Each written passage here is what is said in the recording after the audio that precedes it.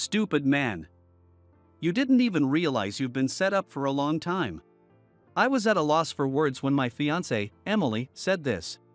The gentle smile she always gave me was nowhere to be seen, and her cold gaze pierced through me. Set up? By who? Still don't get it? By me. Emily gave me a cold smile and leaned seductively against our manager, Joe. Seeing Joe put his arm around her waist, I realized they were involved with each other. Feeling like I had been plunged into the depths of despair, both betrayed by my beloved fiancé and losing my job.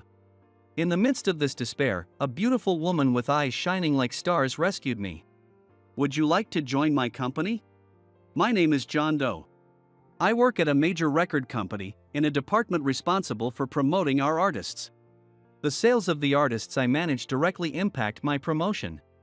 Because of this, everyone uses every trick in the book to boost their artist's sales and be the best. Of course, I aim to be the best too. Recently, my assigned artist changed, and I was put in charge of a new singer, which meant starting from scratch. But I was highly motivated for a reason. John, how's work going? The reason was my fiancée, Emily, who sat beside me with a smile as I faced my computer screen. Just seeing her smile recharged my energy. Doing good. What are you working on now? My artist is releasing a new CD, so I'm planning the promotion strategy.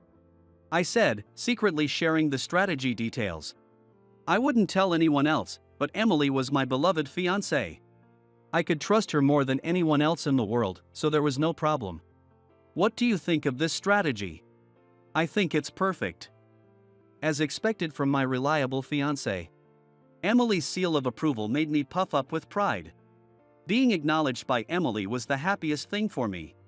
But that elation plummeted a few days later. For some reason, Joe was using the promotion strategy one had come up with. Joe was in charge of the nationally popular boy band Autumnfront.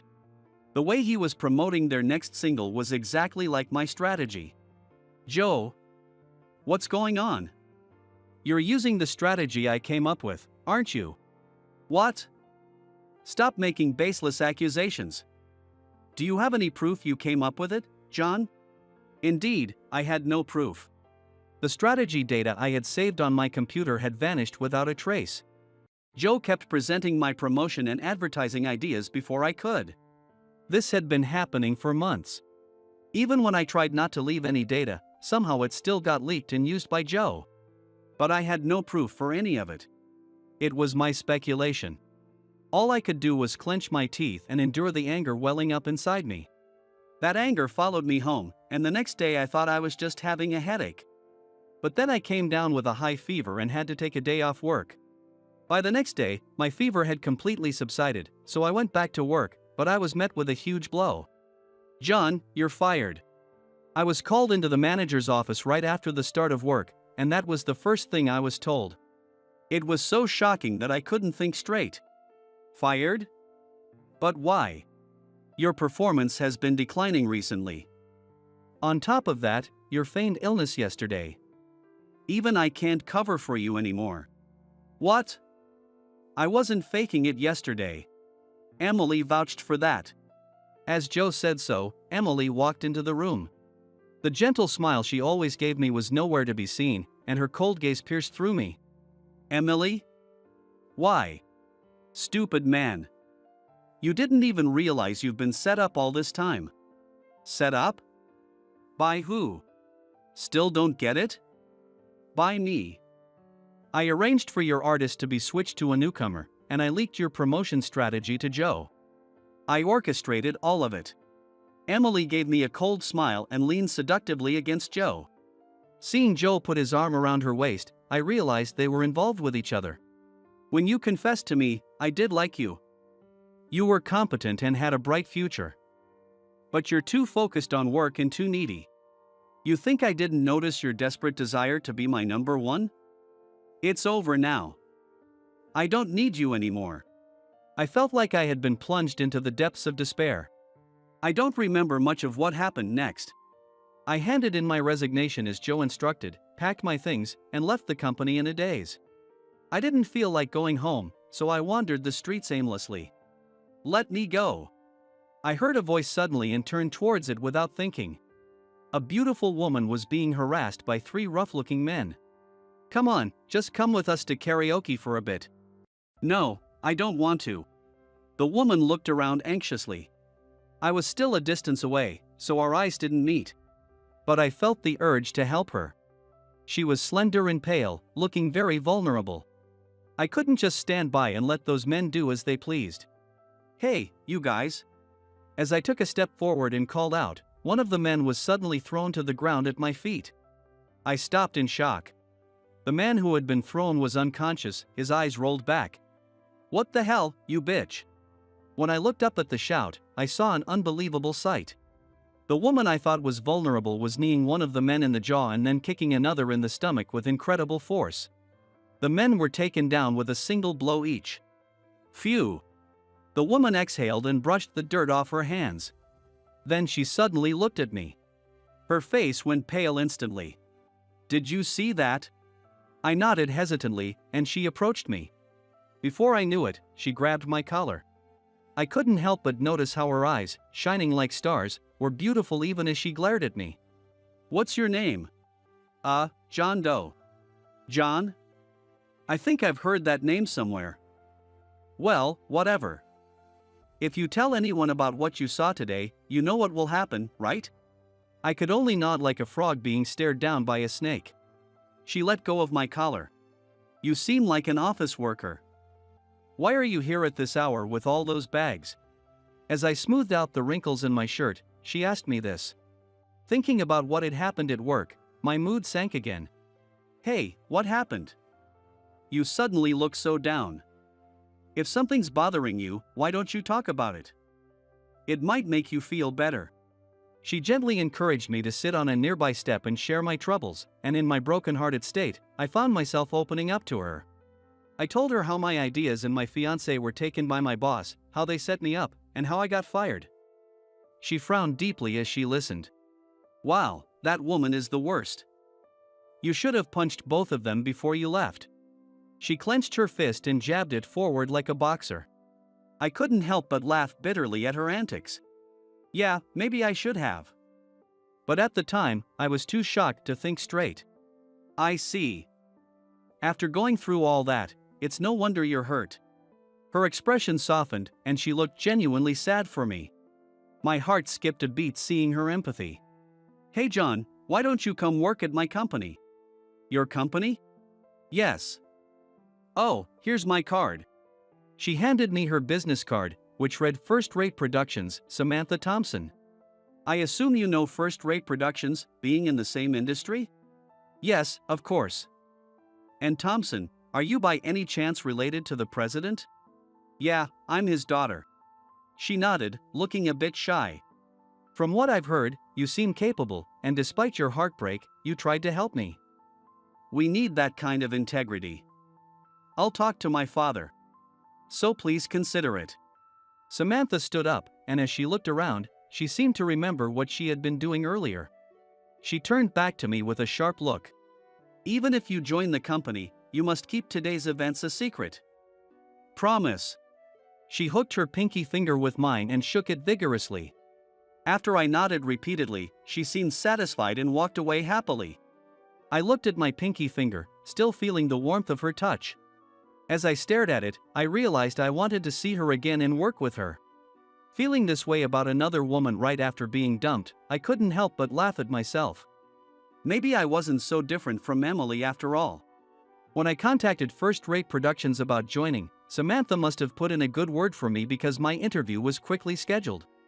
To my surprise, the interview was conducted by President, Mr. Thompson, himself. "So, you're John. Samantha has told me about you. We're excited to have someone like you join us. Welcome aboard."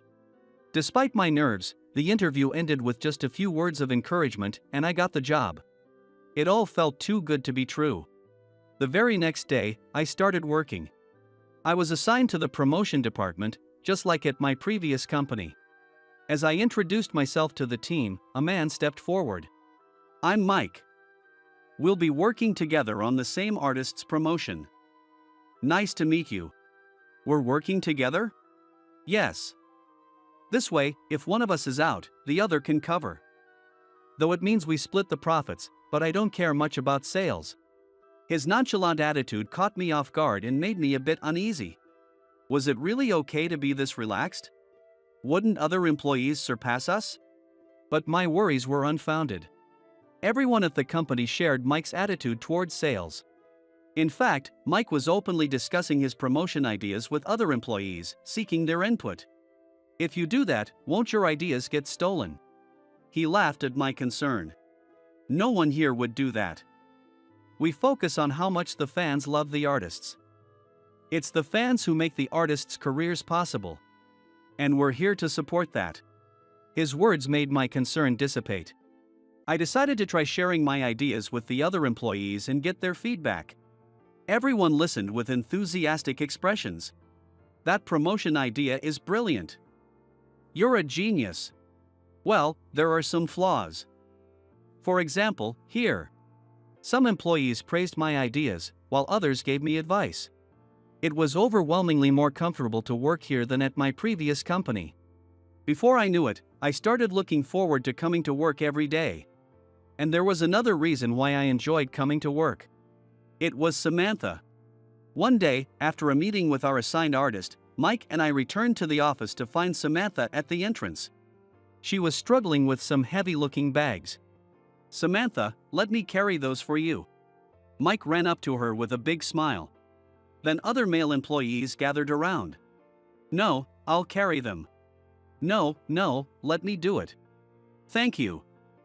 I was struggling with these heavy bags, so I appreciate it. Samantha handed the bags to Mike, then she thanked him politely, causing the male employees' faces to light up. But I could tell. Samantha was acting. She could easily carry those bags herself.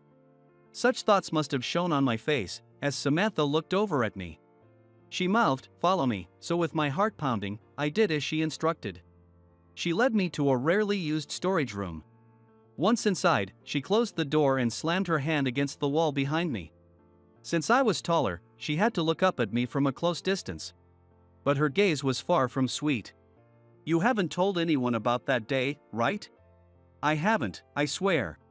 Trying to keep my racing heart calm, I responded evenly, and though she looked at me skeptically, she eventually removed her hand from the wall.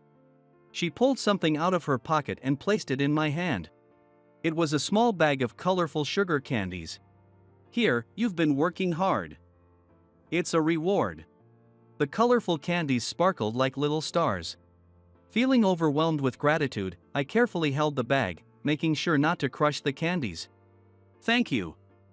I'll treasure these. Don't be silly, eat them. She immediately corrected me, and we both laughed. By the time I had fully adapted to the culture at First Rate Productions, something amazing happened. The new music video for the artist Mike and I were promoting became a hit online. The video was based on my idea, created through collaboration with Mike and the artist. The positive reception snowballed, and the CD and digital downloads dominated the top spot for the month. This is incredible. I've never seen anything like this before. The artist and the fans are thrilled. Mike said with a big smile. Other employees also congratulated me. That's awesome. We can't let ourselves fall behind now. At my previous company, this would have been impossible. If someone succeeded, the next thing people thought about was how to undermine them. But the place I'm in now is different. Here, everyone celebrates each other's success. And I found this place thanks to Samantha. I wanted to report this to Samantha, so I went to find her. Also, I had a small gift, which is some highly praised madeleines to thank Samantha for the candy she gave me. I found her in the office. When I called her, she came out to the hallway. Samantha, our artist's new song hit #1 for the month. It's all thanks to you for bringing me into the company. I'm really grateful. Yes, I've heard. Congratulations, truly. She accepted the madeleines I offered her. But she looked somewhat downcast. Samantha? Is something wrong? No, nothing. John, you don't need to thank me. Getting to #1 was your own hard work. With that, she went back into the office. I wanted to say something to her retreating figure, but I couldn't. I didn't know what to say to someone who seemed so disheartened. A few days later, All the employees were gathered in the conference room. I heard that Mr. Thompson has a major announcement. What do you think the big announcement is? No idea. As Mike and I whispered to each other, Mr. Thompson appeared. We straightened up. After a few words of encouragement, his expression turned serious. Recently, the idol group Autumn Front approached us to produce their next live concert. What? Autumn Front? Mike exclaimed loudly, his eyes shining. The other employees were equally astonished, causing a stir in the conference room. I was just as surprised. But isn't Autumn Front produced by another company? I raised my hand and asked. He nodded calmly. Yes, your former company, John. But the request came to us. This is an unprecedented opportunity for our company. If we succeed, I believe Autumn Front will entrust us with all their future productions. I need everyone's help to make this a success. As he bowed his head, the employees stood up in unison. Of course, we'll help. Let's all work together to make this success. I joined in the excitement. I glanced at Samantha and saw that she was just as enthusiastic. Seeing her no longer looking downcast relieved me. Although we said we'd work as a team, not everyone could be involved with Autumn Front. We all had our own artists to manage. They are also our important colleagues. So, a special team for Autumn Front was formed. I was chosen as the promotion manager. I felt uncertain, but Mike encouraged me. Who else but you, John? To my delight, Samantha was assigned as the administrative manager. The thought of working with her on such an important project filled me with excitement. I prepared the budget for the live concert promotion and went to get Samantha's approval. She was focused on her computer, with faint circles under her eyes. Samantha, have you been getting enough rest? When she looked up and saw it was me, she sighed heavily. This is a critical job. I can't afford to slack off. Rest is important. If you have time to worry about me, focus on your own tasks. Her strong words in a low voice made me shut my mouth. Samantha and I were just colleagues. I couldn't meddle any further. Keeping my concern for Samantha to myself, I focused on my work. Days flew by, and soon it was the day of the live concert. The promotion was a great success, and the venue was packed. Having no specific tasks on the concert day, I was assigned to help with merchandise sales before the event. Other employees who weren't assigned to Autumn Front also gave up their day off to help. Why are there so few? I heard Samantha's near-shrieking voice and rushed over. What happened? John, it's a disaster. The number of glow sticks we have to distribute is too small. Mike pointed to the boxes of glow sticks made for the concert. Indeed, there were far fewer than needed. Samantha, with a desperate look on her face, was frantically operating her tablet. Her face turned pale. What should we do? I miscalculated the order quantity. Samantha's words caused a stir around us. At that moment, Nathan, the leader of Autumn Front, appeared. I heard there are not enough glow sticks. What's going on? I'm sorry, it's my mistake. I ordered the wrong quantity.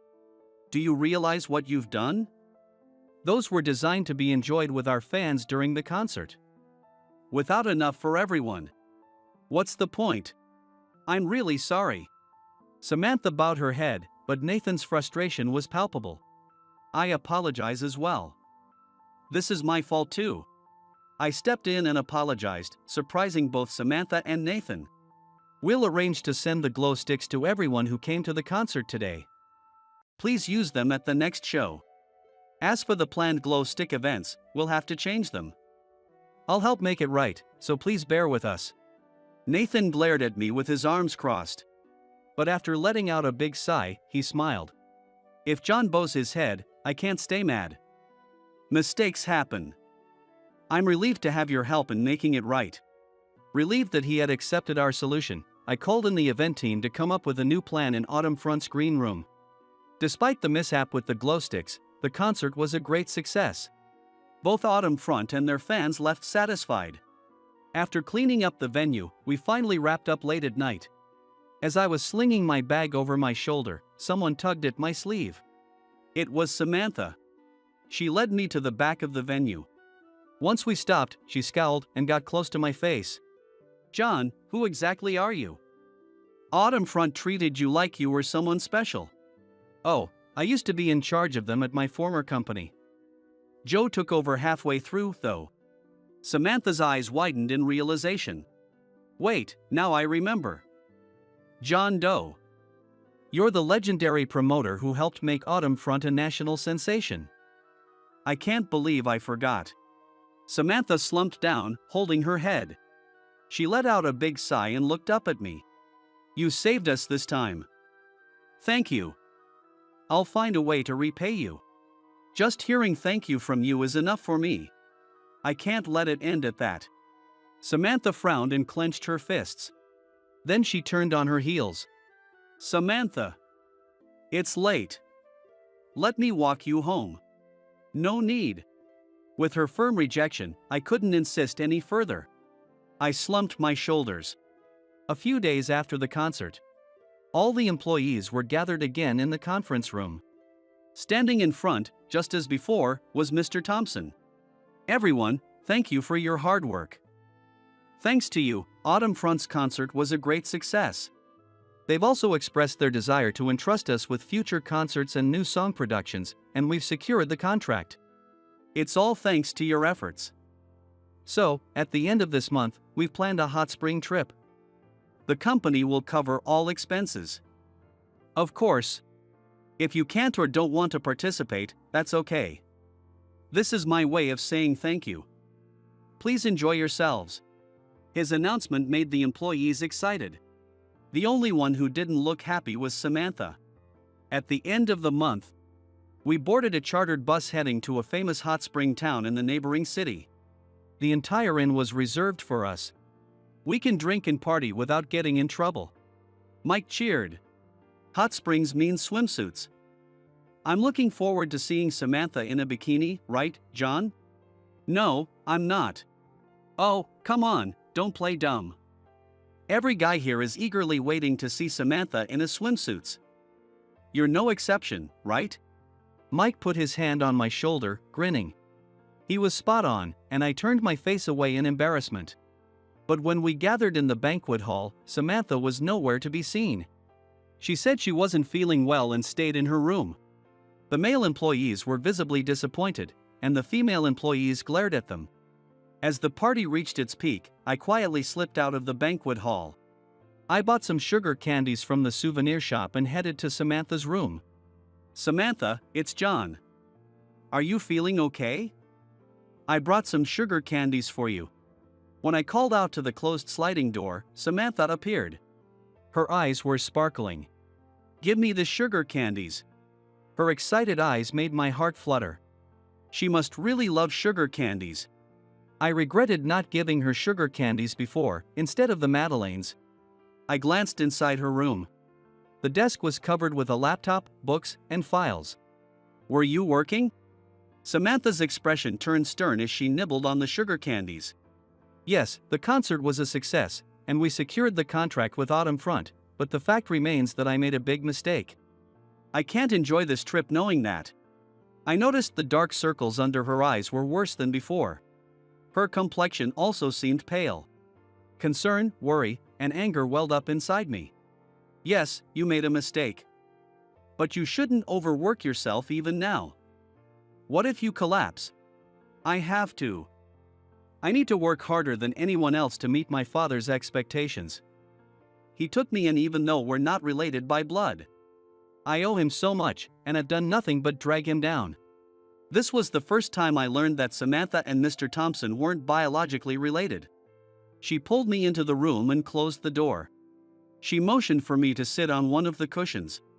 When I sat down, Samantha sat on the cushion across from me. I was abandoned by my biological parents. I don't know their faces or names. My father took me in and raised me. Though we're not related by blood, he loves me dearly, and I love him. That's why I joined first-rate productions, initially in the promotion department like you. Samantha glanced at her open laptop and gently closed it. It was my first job, and I made a lot of mistakes. But there was a colleague who always comforted me. No matter what mistakes I made. The colleague never got angry and pampered me. But that person turned out to be a spy from another company. They knew I was the president's daughter and took advantage of me. I was foolish enough to give them confidential company data that my father had. It nearly brought our company to the brink of bankruptcy. My father managed to handle the situation, and the other company went under when their wrongdoing was exposed. But the fact that I made such a huge mistake remains. A tear fell onto the cushion Samantha was sitting on. Since then, I haven't been able to trust anyone except my father. I was reassigned from the promotion department to administration. And even there, I made such a big mistake. I hate myself for it. Samantha covered her face with her hands and began to shake. I moved closer to her and gently touched her shoulder. Not being rejected, I continued to gently rub her back. Samantha, please look around you. Because of my previous company, I couldn't trust anyone either. But everyone in this company is genuinely good. I can confidently say no one here is out to deceive others. You gave me this place, Samantha. That's why I trust you the most. Please trust me too. Samantha lifted her tear-streaked face. I gave her a reassuring smile. Samantha, after the concert, you quickly handled the shipment of the glow sticks, didn't you? Autumn Front praised how efficiently it was done. Everyone makes mistakes. You managed to rectify yours. You can do it again. And I'll be right here with you. If you stumble again, I'll be there to help you up, every time. Really? Even if I'm the kind of woman who can throw men around? Of course. Tears flowed again as Samantha threw herself into my chest. Surprised, my face flushed. She clutched my clothes and sobbed loudly. I held her close. I wanted her to feel my reassurance, that I would always be there for her, strongly and gently. After returning from the company trip and taking a day off, we all went back to work. The employees seemed refreshed and motivated from the trip. I was assigned to manage Autumn Front. They specifically requested me, so I couldn't refuse. I enjoyed working with you, John, Mike said, looking disappointed as we had lunch during our break. On our way back, we ran into Samantha at the entrance, surrounded by large bags and boxes. Oh, John, Mike. Perfect timing. Can you help me carry these? Of course. Mike beamed and grabbed the heaviest bag. I took the next two heaviest boxes. I'm glad you can rely on me, Samantha. Keep relying on me. Thank you, Mike. Walking alongside the two of them, I felt a pang of jealousy. Since the company trip, Samantha had started relying more on others. This was a good thing, but it also made her even more popular. Many male employees, like Mike, openly expressed their pleasure at being relied upon by her. I might be good at my job, but I'm terrible with women. So much so that it led to Emily betraying me. Surely, Samantha would choose someone who understands women better. After we finished carrying her goods, Samantha tugged at my sleeve. She led me to the storage room, just like before. What's wrong? You seem upset. Was it that obvious? Feeling awkward, I averted my gaze. Samantha moved closer. My heart felt like it was about to burst. I get it. You're jealous because I'm popular with the guys, right? Don't worry. You're my #1 fan. Fan? Yes, being the first member of my fan club is a great honor, right? That spot is yours. Her playful wink made my heart pound even faster. And I'm trying hard, you know. Trusting others takes a lot of effort. Samantha rested her cheek against my chest and wrapped her arms around me. Feeling her warmth and softness, my body tensed up. She laughed, probably hearing my racing heartbeat. Ha ha. Then she pulled away. Energy fully recharged. By the way, my father wants to invite you to dinner. Will you come? With my head feeling like it was boiling, I nodded without really understanding what was happening. Thank you. I'll send you the details later. Samantha left the storage room with a light step. My entire body felt hot, not just my head. It took quite a while to cool down. The place Samantha had chosen was one of the most prestigious restaurants in the city. Dressed in a suit, I stood nervously at the entrance, arriving 30 minutes early. Samantha and Mr. Thompson arrived in a very high-end car. I was mesmerized by Samantha as she stepped onto the sidewalk. She wore a deep green dress that revealed her shoulders, radiating a brilliance like a jewel. The lights from the building behind her looked like stage lights. "John, sorry to keep you waiting. Shall we go?" Her voice snapped me back to reality, and I quickly followed the two of them into the restaurant. "This is a thank you for you, John, so don't worry about the rules. Just relax and enjoy as much as you want," Mr. Thompson said as we took our seats and asked about the wine. Not understanding the menu at all, I went with his recommendation. "I want to thank you again. Not just for the Autumn Front project but also for supporting Samantha. I appreciate it." He looked at Samantha, who was sitting modestly beside him, and smiled warmly. "This girl has always tried to do everything on her own, no matter what I said. But recently, she's started relying on others. She talks about you all the time at home, so I figured you had something to do with it." Samantha blushed deeply. "Ouch." The president let out a small yelp, probably because she kicked him under the table. I felt a bit panicked. "Haha, as you can see, she has a quick temper. But I hope you'll continue to get along with her." At that moment, a waiter arrived and placed wine glasses in front of me and Samantha. He didn't place one in front of Mr. Thompson, so I started to call the waiter back, but he stopped me with a gesture. "I'll be leaving you here." Samantha raised her voice. "What?" She hadn't been told either. "I want you young folks to relax and enjoy." He leisurely left the table. As he passed behind me, he placed a hand on my shoulder and leaned in. "I've set the stage for you. Make the most of it." I stared at him in surprise, and he gave me a mischievous smile, waved, and left. As we exchanged puzzled looks, the waiter poured wine into our glasses. "Let's drink and eat to our heart's content. After all, my father's paying." Samantha held out her glass to me. I took my glass and lightly clinked it against hers. She smiled and took a sip of her wine. Of course, the wine and food were delicious. It wouldn't be an exaggeration to say it was the best meal I'd ever had. Maybe because it was just the two of us, my nerves gradually eased. Our conversation flowed effortlessly. It was an incredibly enjoyable time. "I need to go to the restroom," Samantha said, getting up before dessert. With a slight blush from the wine, she looked beautiful, and I couldn't take my eyes off her. I felt a pang of regret knowing this wonderful time would soon end. I wished this moment could last forever. As I waited for Samantha to return, my mind was still racing. However, she didn't come back quickly. Eventually, the dessert arrived. Feeling concerned, I headed toward the hallway leading to the restroom and heard Samantha's voice. "Don't touch me." I rushed over to find Samantha being grabbed by a man. To my shock, it was Joe, my former boss. Anger surged through me, and I forcefully pulled Samantha away from him. "What are you doing?" "Wait, John. What are you doing in a place like this? I should be asking you that. Please keep your hands off my colleague." Joe flinched at my glare for a moment. Then he turned his sneer towards Samantha. "So, you're working with John? Are you sure you can trust him? This guy is a backstabbing jerk who tried to steal my work." I wanted to tell him it was actually him who did that, but I refrained.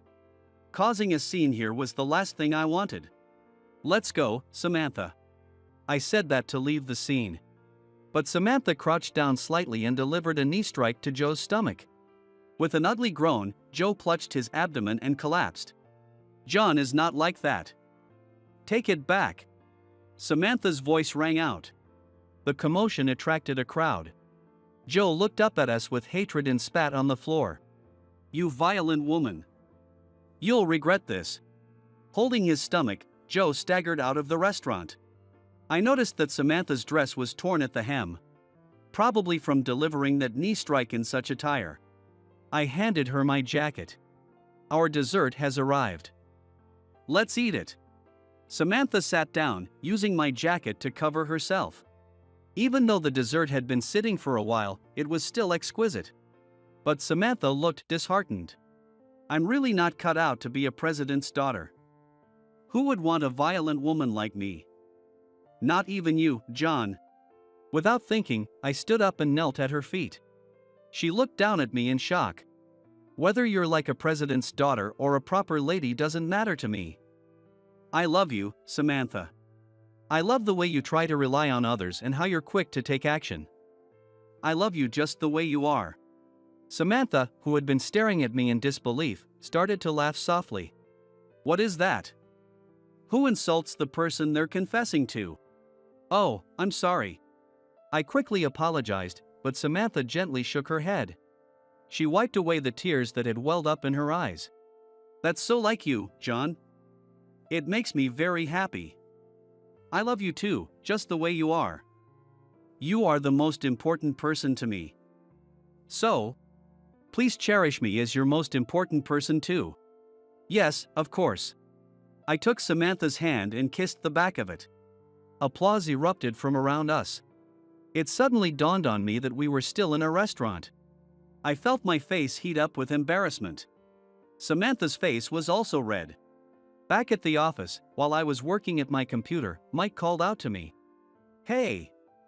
What are you up to? I'm working on a new MV concept for Autumn Front. What do you think? Let's see. Looks good. Very interesting. Nice job, John.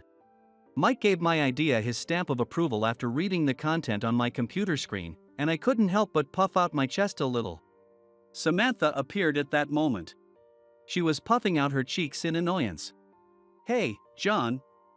You should show these things to your partner, me, first. Okay, I'm sorry. Honestly. Samantha sat down next to me and grabbed the laptop from me. Having worked in the administration department, she had returned to the promotions department. Now, she was working with me on promoting Autumn Front. I couldn't help but smile when I saw the ring glittering on her left ring finger. Partners both at work and in life, huh? You two look so happy. Mike shrugged his shoulders. Oh, by the way, he said, as if remembering something, and lightly tapped my shoulder. Hey, guess what? Autumn Front signed with us, right? That means they cut ties with your old company. That's right. Yeah, and I heard the person who was managing Autumn Front there got fired. He was blamed for losing such a big client. I couldn't help but exclaim, what? The person managing Autumn Front when I left was Joe. There had been complaints from Autumn Front for a while. They wanted the previous manager back because the new one wasn't doing a good job. But the company never listened. That makes sense. That's why they suddenly approached us. Especially with you here, John. Samantha looked up from the laptop and gave me a bright smile. I felt pleased to be so highly valued by Autumn Front. Suddenly, I thought of Emily. What happened to her, dating Joe? Even though she resented me, she got engaged to me expecting I'd be promoted. Now, with Joe fired, how are they faring?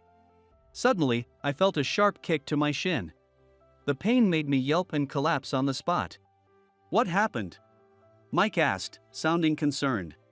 John, you were thinking about another woman, weren't you? No, I wasn't.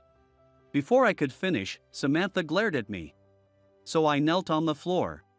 I was thinking about her. Good, honesty is appreciated. Samantha snorted. John, you're totally whipped. Are you sure you can protect Samantha like this? Mike teased, making me groan.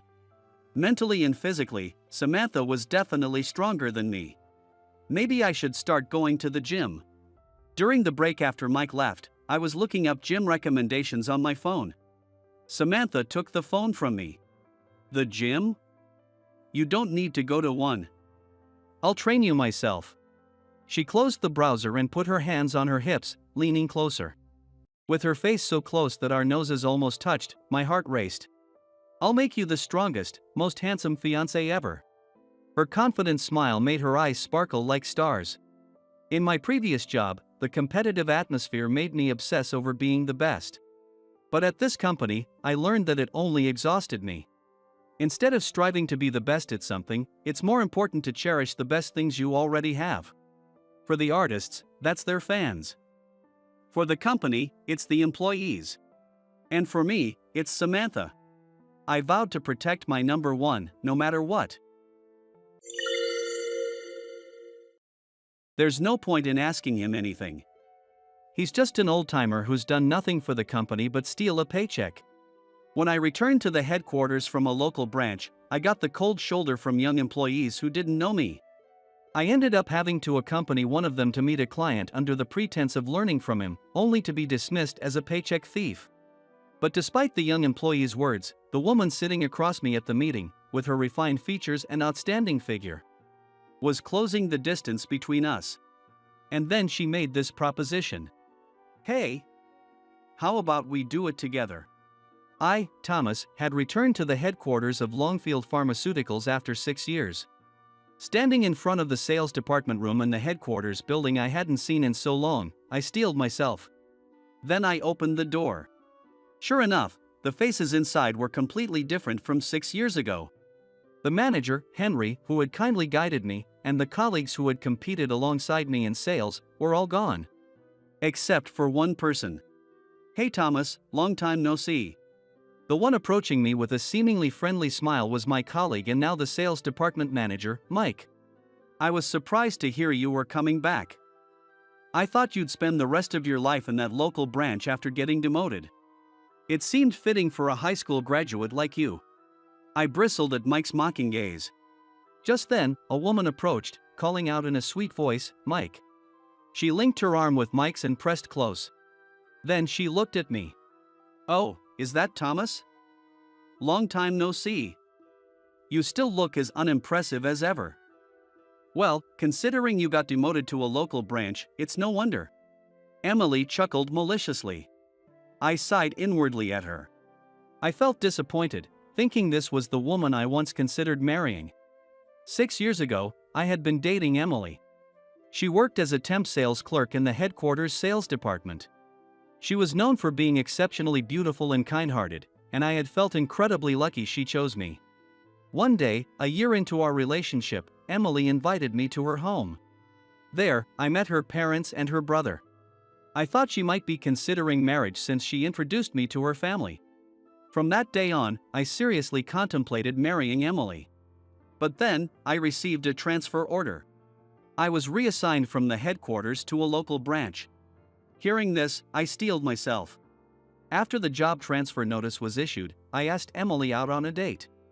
That's where I proposed to her. "Will you marry me and come with me? I'm sure you can find a job as a sales clerk there too." But Emily responded with a cold stare. "What are you talking about?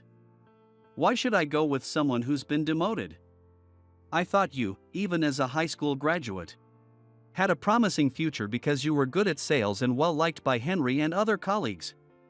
But I was wrong. I can't be with someone with no future. Wait, Emily. This transfer isn't a demotion. How couldn't it be? You're going to some backwater branch. If you can't even understand that, you really are just a dumb high school graduate. She sighed in exasperation and disappeared. I had thought we loved each other, but her cold truth made me break down in tears. Later, I heard through the grapevine that Mike, who had been promoted to manager, was dating Emily. It made sense that she would choose him, given her disdain for what she considered my demotion. "Hey, are you listening, Thomas?" Mike's scolding brought me back to the present. I had been lost in thought, reminiscing about Emily. "It looks like you became useless at the local branch." "Oh well." "Hey, Andy." At Mike's call, a man quickly responded with a yes, and rushed over. "Thomas, this is Andy. He's young but has great sales records, and I have high hopes for him. Learn the ropes of sales from him." I couldn't help but widen my eyes. I'd been working as a salesman for nearly 10 years since joining the company. I wanted to argue that I didn't need any guidance, but Mike quickly walked away, arm in arm with Emily. There's no helping it. Even though we were peers, Mike was now my boss. I couldn't go against what he said. "Pleased to meet you. I'm Thomas." I extended my right hand for a handshake, but Andy didn't offer his in return and lazily scratched his head. "I've heard about you from Mike. You're just a high school graduate and come from a single-parent household, right? Quite a difference from Mike, who graduated from a prestigious university and whose parents run a hospital. And Emily was your girlfriend, huh? How pathetic to have even your girl taken away. Look, even though I haven't been at headquarters for 6 years, I'm still your senior. Could you at least use some respect? Are you for real? Respect is for people you admire, right? I'm not going to respect an old, useless paycheck thief just because he's older. What should I respect about you? Andy laughed derisively, and I didn't even feel anger. I was just appalled, wondering what kind of training Mike was giving his subordinates. Well, since Mike asked me to, I'll be your mentor, though. Come on, let's get moving. Well, by the way, could you tell me which company we're visiting? Harbor Corporation. Heard of it? Yes. It's a pharmaceutical wholesale company that's been rapidly growing since it was founded 2 years ago, right? Well, though you exiled to the boonies, you can keep up, huh? We're just making a courtesy call. I've tried several times. But the person in charge is the CEO's daughter, and she refuses to make any deals. Honestly, I think it's a waste of time. But we never know when she might change her mind, so we have to keep in touch. As I followed him, who walked sluggishly, I couldn't help but worry a bit. Is he really the high-achieving salesman Mike respects so much? After a 30-minute train ride and a 10-minute walk, we arrived at Harbor Corporation's headquarters. We were guided to a meeting room on the 7th floor by the receptionist. After a while, the woman in charge appeared. With her refined features, she glanced at Andy and me with a stern look. Then she sat down on the sofa in front of us. Andy put on a fake smile that almost seemed like he would rub his hands together. Good day, Lily. It's a lovely day, isn't it? Andy, who is this? I haven't seen him before. Lily interrupted Andy and looked at me. Oh, this is Thomas. He just got assigned to the sales department today. I see. I'm Lily. I'm a medical sales representative. Nice to meet you. Nice to meet you too. We exchanged business cards. Andy continued talking, almost cutting between me and Lily. Well, don't worry about him.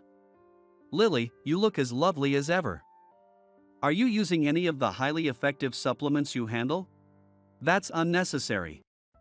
More importantly, what's the status on the price reduction of this drug? I've repeatedly said we won't sign a contract unless it's resolved. How long do you plan to delay your response? About that, we're still discussing it with the higher-ups. It's been over a month. She sighed and glanced at me. My heart skipped a beat. Thomas, do you have any ideas? The drug your company wants to sell is more expensive than similar ones from other companies. We need you to lower the price. Lily pointed to the drug in the documents she had received from Andy. I stared at it. This drug was developed by our company 6 months ago. Clinical trials showed it to be twice as effective as other drugs. So we priced it a bit higher. Do you still find it expensive? She nodded. I placed my hand on my chin and pondered over the documents. Andy, standing next to me, sneered. Lily, it's pointless to ask him anything. He's an old-timer who's done nothing but steal a paycheck. Andy, be quiet. Her sharp reprimand made Andy shrink back and close his mouth. In the meantime, I gathered my thoughts.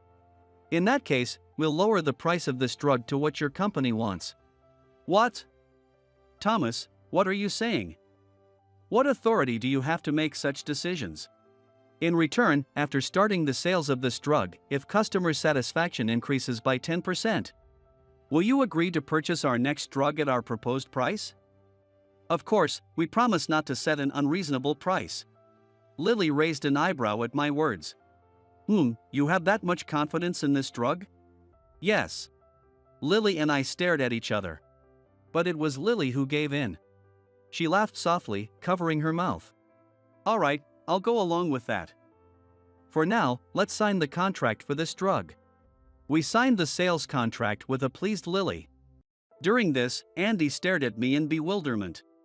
Lily turned a cold gaze towards Andy. Andy, aren't you the real paycheck thief here? You always come to see me, smile and flatter me, but never offer any proposals. From the start. You had given up on securing a contract with us, hadn't you? Caught off guard, Andy stammered, well. Thomas proposed a mutually agreeable solution for both our companies. If he becomes our contact, I have no issue signing a contract with your company. Really? I'll speak with the higher-ups about it. Yes, please do. She smiled gently at Andy.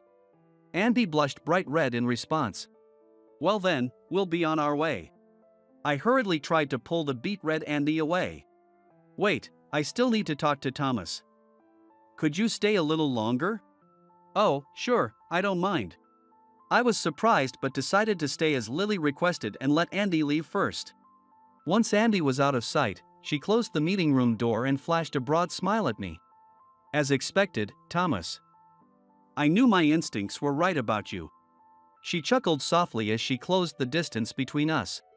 Her breath brushed against my neck, and my cheeks instantly grew hot. Do you remember last year's training session? You attended to understand the work of pharmaceutical wholesalers, right? Meeting you there allowed me to learn a lot. Yeah. I learned a lot from that training session too. Right. But Thomas, it's such a waste for you to work under someone like that, even though you've made it back to headquarters. How about joining our company? I can help you fully realize your potential. I tried to back away from her, who kept closing in. But my back hit the wall. Now there was virtually no distance between us. Her figure was outstanding, and her chest pressed against me. Seeing the amused look on her face, it was clearly intentional. My heart felt like it would explode. Ever since the training session, she had been trying to recruit me to her company. But I had consistently refused. I thought she would have given up after a year, but it seemed she hadn't. I'm not planning to leave this company, I managed to say, suppressing my rapidly beating heart. She looked disappointed and stepped back. I see. Well, I won't give up. After giving me a bewitching smile, she left the meeting room. Exhausted, I collapsed on the spot. My heart was still pounding, and my body was still hot. After regaining my composure, I returned to the office. Immediately, the sales department staff swarmed around me. Thomas, that's amazing. I heard you managed to secure a deal with Lily, the CEO's daughter of Harbor. They said she was unapproachable. She rejected every proposal, and honestly, even Mike had given up. In the morning, they barely acknowledged me, but now everyone was looking at me with admiration. As I wondered what was going on, I made eye contact with Andy. I spread the word about your success story, Thomas, he said, giving me a thumbs up. And somehow, he had started using polite language. Does this mean I've finally earned his respect? Just then, I felt a burning gaze and turned around. Mike and Emily were glaring at me with bitter expressions. A few days later, I found myself at a bar with Lily. She had invited me. When I arrived, she was already there, and she smiled and waved me over when our eyes met. My heart raced as I sat next to her. Let's toast to our reunion. Lily lightly clinked her glass against mine. After taking a few sips of her cocktail, she let out a long breath. Thomas, why did you turn down my offer? Don't you like my company? She asked, tilting her head and looking up at me with a slightly sad expression. I felt a pang in my chest. It's not that. I know your company is great, and I'm grateful that you think so highly of me. But Mr. Johnson, the president of my current company, took me in despite being a high school graduate. I owe him a lot, and I want to repay that debt. I see. Lily pouted and took another sip of her cocktail. But it's thanks to you that I no longer feel ashamed of being a high school graduate. Lily tilted her head in curiosity. During the first day of the training session I attended last year, there was a time for participants to introduce themselves. Since the first person mentioned their name, company, department, and university, everyone else followed it. This made me incredibly anxious. I knew that if I introduced myself as a high school graduate, I would be laughed at. It had always been that way. I was the last to introduce myself. I hoped that at least one other person would be a high school graduate, but of course, there wasn't, and my turn came. I'm Thomas. I work in sales at Longfield Pharmaceuticals branch. I didn't attend university, I graduated from high school. I knew I'd be ridiculed, but lying would be wrong, so I told the truth. Everyone's expressions changed immediately. Some openly laughed, saying, "Really? A high school graduate?" I regretted not keeping quiet. I clenched my fists and bit my lip, ready to look down. But then, why is everyone laughing? Being a high school graduate means he has more work experience than those of us who went to university, someone said. I looked up in surprise. It was Lily, with her refined features. Having more work experience than everyone else. I had never thought of it that way. Her words were eye-opening, and she smiled at me, showing her teeth. Teach me a lot, Thomas. Oh, should I use polite language since you're a senior? No, we're the same age, so you don't need to. Okay, then. Nice to meet you. Thanks to her, the mocking atmosphere around me changed into one of welcome. Thanks to you, I had a great time during the training session.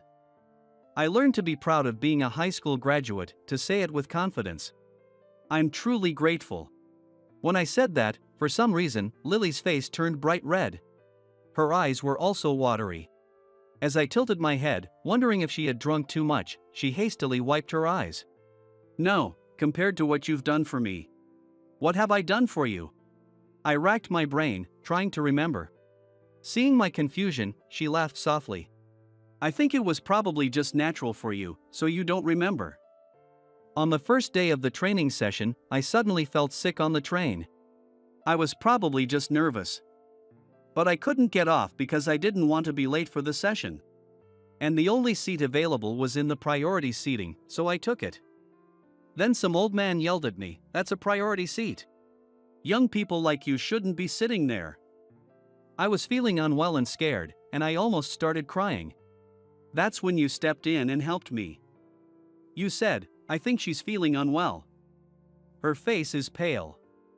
And even if that's not the case, there are illnesses and injuries that aren't visible. It's not right to scold someone just because they're young. Lily paused and looked at me intently. I remembered the incident she was describing. Oh, yes. I do remember helping someone on the first day of the training session. I'm glad that old man quickly apologized afterward. But I didn't realize that person was you, Lily. She blushed and smiled shyly. After getting to know you during the training session, I learned that you were a high school graduate from a single-parent household. It made sense that you understood the various circumstances people might face. That's why you thought there might be a reason I was sitting in the priority seat. Thomas, you're someone who can empathize with others in different situations. I admire that about you. I think you're amazing. Her words made my heart race. It was the first time someone had directly told me I was amazing. And from such a beautiful woman, no less. As I struggled to find a response, I noticed Mike entering the bar. He was with a woman, but it wasn't Emily. Thinking she might be a business associate, I watched as Mike put his hand around her waist. The closeness between them was clearly not that of mere business associates. Could he be cheating? As I stared in disbelief, Mike noticed my gaze and made eye contact. He seated the woman and walked over to me. Hey, Thomas. Having a drink? That's Lily from Harbor Corporation, right? Yes. Lily, this is Mike, my boss. Nice to meet you, she said, shaking Mike's hand. Even though it was just a handshake, it made me feel uneasy. By the way, Mike, who is that woman? Oh, she's my girlfriend. Girlfriend? Did you break up with Emily? But when I was at the office today, Mike and Emily were still very much together. They didn't seem like a couple on the verge of breaking up. As I was confused, Mike laughed derisively. No way. Emily is also my girlfriend. What do you mean? You have two girlfriends? What's wrong with having two girlfriends? A man of my caliber can handle multiple women. But that's... Do Emily and this woman know about each other? This one knows. But when I told Emily, she got really angry. So I've kept it a secret from her since then. If she got angry, then stop seeing other women. Who do you really love? Both, obviously. Though, I might be done with Emily soon. She's been pressuring me to get married, and it's becoming a hassle. Seeing my mouth agape, Mike smirked. If you want, I can give Emily back to you. In exchange, give me Lily. She's beautiful and has a great figure, perfect to be my girlfriend. I couldn't believe what I was hearing. The anger boiled over so quickly that my mind went blank. Hey, Lily, forget about Thomas and come to me. I'm a university graduate, my parents run a hospital, and I'm a department head. I'll treat you well. Mike reached out to touch Lily. Before I could stop him, she slapped him hard across the face. I'd rather bite my tongue than date someone as selfish as you. Leaving a stunned Mike holding his cheek, Lily paid the bill, grabbed my hand, and pulled me out of the bar. I struggled to keep up and not trip as she led me away. We emerged from the bustling downtown area into a quieter alley, and she stopped. She turned to me with a worried look on her face. I'm sorry for slapping your boss, Thomas. Mike was in the wrong. Honestly, it felt pretty satisfying, I replied with a laugh. However, she still seemed to have something on her mind. That Emily, she's your ex-girlfriend, right? Yeah, that's right. Do you still have feelings for her? Were you happy when Mike said he could give her back to you? What? No way. I hastily and firmly denied it. But she didn't seem convinced. But? She murmured, her eyes beginning to well up with tears. I didn't want to see her looking like that. I clenched my fists tightly. Really, I don't have any feelings for Emily anymore. The one I like now is you, Lily. I love how you don't laugh at me and even call me amazing. My face was probably bright red. Lily looked up at me with her tear-filled eyes wide open. A single tear rolled down her cheek. I'm so happy. I love you too, Thomas. She rested her cheek against my chest. I gently held her, making sure not to break the moment. She looked up at me. And then, almost naturally, we kissed. The next day at work, I was on top of the world. Thomas, did something good happen? Andy asked. Thinking it best not to reveal that I was dating a client, I kept it a secret and said nothing. He just said, I see, with a slight smirk and didn't ask anything further. During lunch break, I had just finished eating in the cafeteria and was heading back to work when I saw Emily coming down the hallway. Emily? I called out. She gave me a cold look. Don't call me by my name. I'm not your girlfriend, I'm Mike's girlfriend. About Mike, you should stay away from him. He's... Emily laughed mockingly at me. Oh, is that so? Are you saying this because you still have feelings for me? No, that's not it. But... Don't patronize me. The atmosphere suddenly grew cold. Emily was furious. I hate you. Acting all high and mighty just because you're a full-time employee even though you're only a high school graduate, looking down on me. You must have enjoyed dating someone with a higher education but lower social standing. That's not true. The name badge around her neck shook as she trembled with anger. It clearly stated contract employee. Just like it did when we first started dating. Do you remember when you gave me the past exam papers for the Mr. certification, she said? Her words brought back the memory. I wish I could become a full-time employee. Better pay, better benefits, and I wouldn't have to worry about getting laid off. She often muttered while staring at her contract employee badge. As her boyfriend, I wanted to support her, so I lent her my old Mr. certification exam papers and my study notes. But she frowned at them, looking displeased. This is useless. What? But don't you want to become a full-time employee? Emily sighed deeply. She remained upset for a while, and it took multiple apologies and a meal at her favorite restaurant to finally improve her mood. As I recalled that memory and frowned, Emily scoffed. I was so disappointed in you back then. You took my words about wanting to become a full-time employee seriously. I wanted an easy life. But you, completely clueless about a woman's heart, handed me past exam papers. That's why I chose Mike. He'd never do something like that. When I told him the same thing, he said, I'll take care of you. When Emily raised her voice, I couldn't say anything. She walked past me quickly. Her profile looked a bit anxious. Today was the day our company and Lily's company would sign the contract. Lily had come over for this occasion. I guided her to the reception room, where I, Andy, and Mike would handle the meeting. I was worried about Mike's reaction to Lily, but it seemed my worries were unfounded. Mike maintained a professional smile with Lily. It seemed he didn't hold a grudge over being slapped. Perhaps he didn't even care about it. "Now, please sign here," Mike said, handing the contract to Lily. Lily flipped through the stapled pages. Then she tilted her head. "What is this last page in English?" "Oh, we often deal with overseas companies, so we prepare contracts in English as well. The content is exactly the same as the Japanese version, so there's nothing to worry about." Lily frowned. I knew she wasn't comfortable with English. "Lily, may I take a quick look at the contract?" I stopped Lily from signing the contract, and she looked at me curiously. However, she handed over the contract without hesitation. "What's this, Thomas? Trying to show off in front of her by finding faults with my contract?" Mike interjected. Ignoring his comment, I quickly scanned the English section of the contract. I frowned. "Mike, what is the meaning of this? What are you talking about? The English contract states something that the Japanese one doesn't. It says, Harbor Corporation shall henceforth comply with all directives from Mike Green of Longfield Pharmaceuticals." Lily and Andy both exclaimed, "What?" Mike's eyes widened as he looked at me. "What? Thomas, you can read English. Mike, does your reaction mean the English contract indeed contains such a clause?" Lily glared at him. Mike hurriedly tried to cover up, forcing a smile. "Of course not.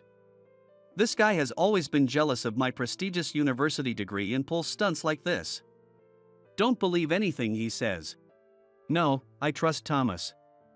"Did you know he scored 900 on the TOEIC?" Lily retorted. "What? A 900 on the TOEIC?" Mike and Andy both reacted in shock.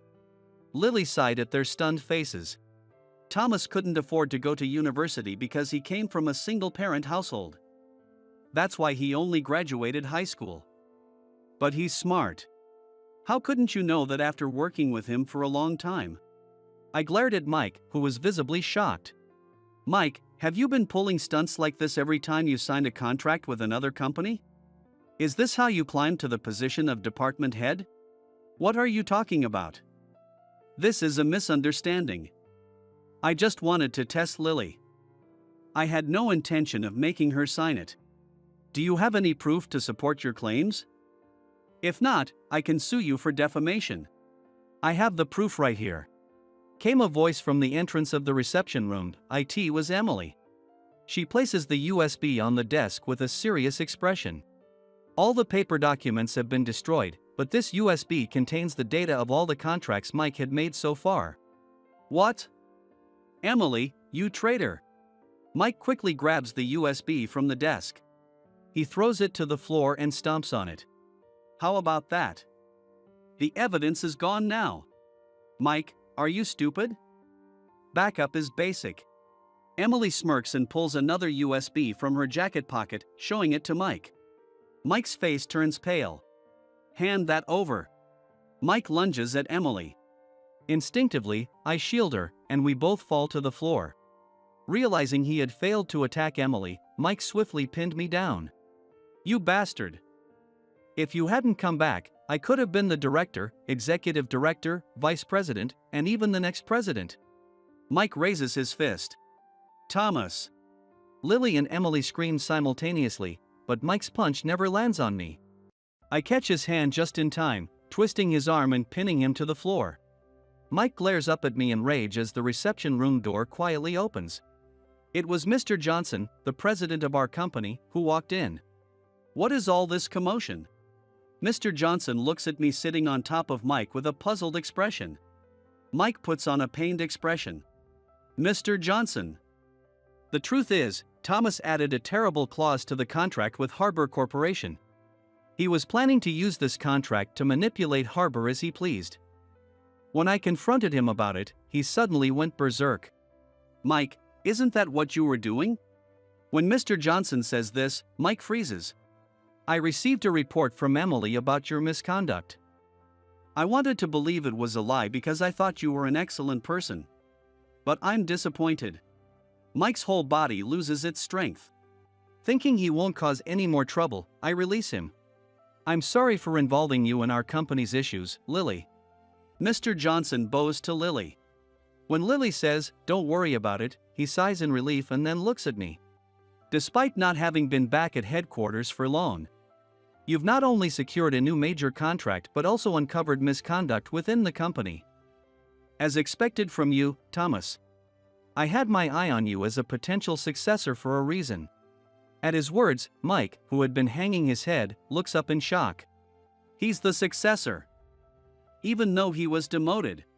It must have looked like a demotion. I transferred him to our branch that was performing the worst and on the brink of collapse. But as they say, a lion throws its cub into the valley of 1,000 peaks to test it. I wanted to see how he would turn things around in a tough environment.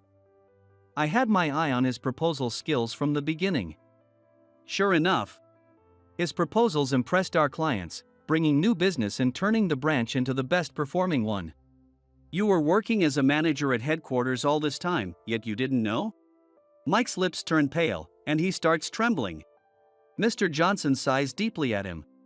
Thomas may only have a high school diploma, but he has the ability to empathize with people more than anyone else. In our industry, which involves supporting people with various health issues, his ability to connect with diverse individuals is crucial. He helps Mike to his feet. Then, he turns to Andy. Andy, I want to hear from you too. Could you come to my office? Yes. Mr. Johnson then leaves the reception room with Mike and Andy. The room becomes very quiet, leaving only Lily, Emily, and me. Thomas, I am really sorry for everything. Emily breaks the silence, bowing her head to me. I'm surprised to see her acting so humbly. Remember when you warned me during lunch the other day? I got curious and asked Mike if he was cheating again. Just as I suspected, he was.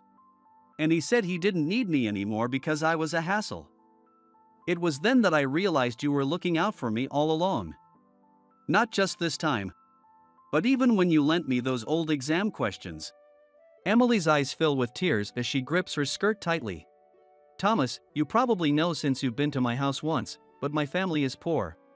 My older brother didn't go to college because his grades were bad, so he works at a job with poor pay and benefits. That's why my parents pinned their hopes on me. They wanted me to graduate from college, get a good job, and marry a man with a promising future to secure their old age. When I introduced you to my family, they opposed it. They said a high school graduate wouldn't do, that you'd be just like my brother, and couldn't be expected to succeed. But I was the fool to believe them. I thought I would be secure if I did what my parents said, but I was the biggest idiot of all. Tears from Emily's eyes make a stain on the floor. I'll start over. I'll work hard to become a full-time employee. So, if I manage to become one, at that time. Emily wipes her tears and steps closer to me. However, I am pulled back by my right arm, increasing the distance between her and me. It is Lily who is firmly holding my arm. Sorry, but Thomas is mine now. I don't care if you're his ex or whatever, I won't give him up. I see. But Thomas, if you ever get tired of her, come back to me. I'll be waiting. That won't happen. Emily, laughing at Lily's fierce look, waves and leaves the room. Lily's grip on my arm tightens slightly. You won't get tired of me, right? Feeling affection for the worried Lily, I kiss her forehead. No, I won't. My heart belongs to you completely. With that, her grip loosens.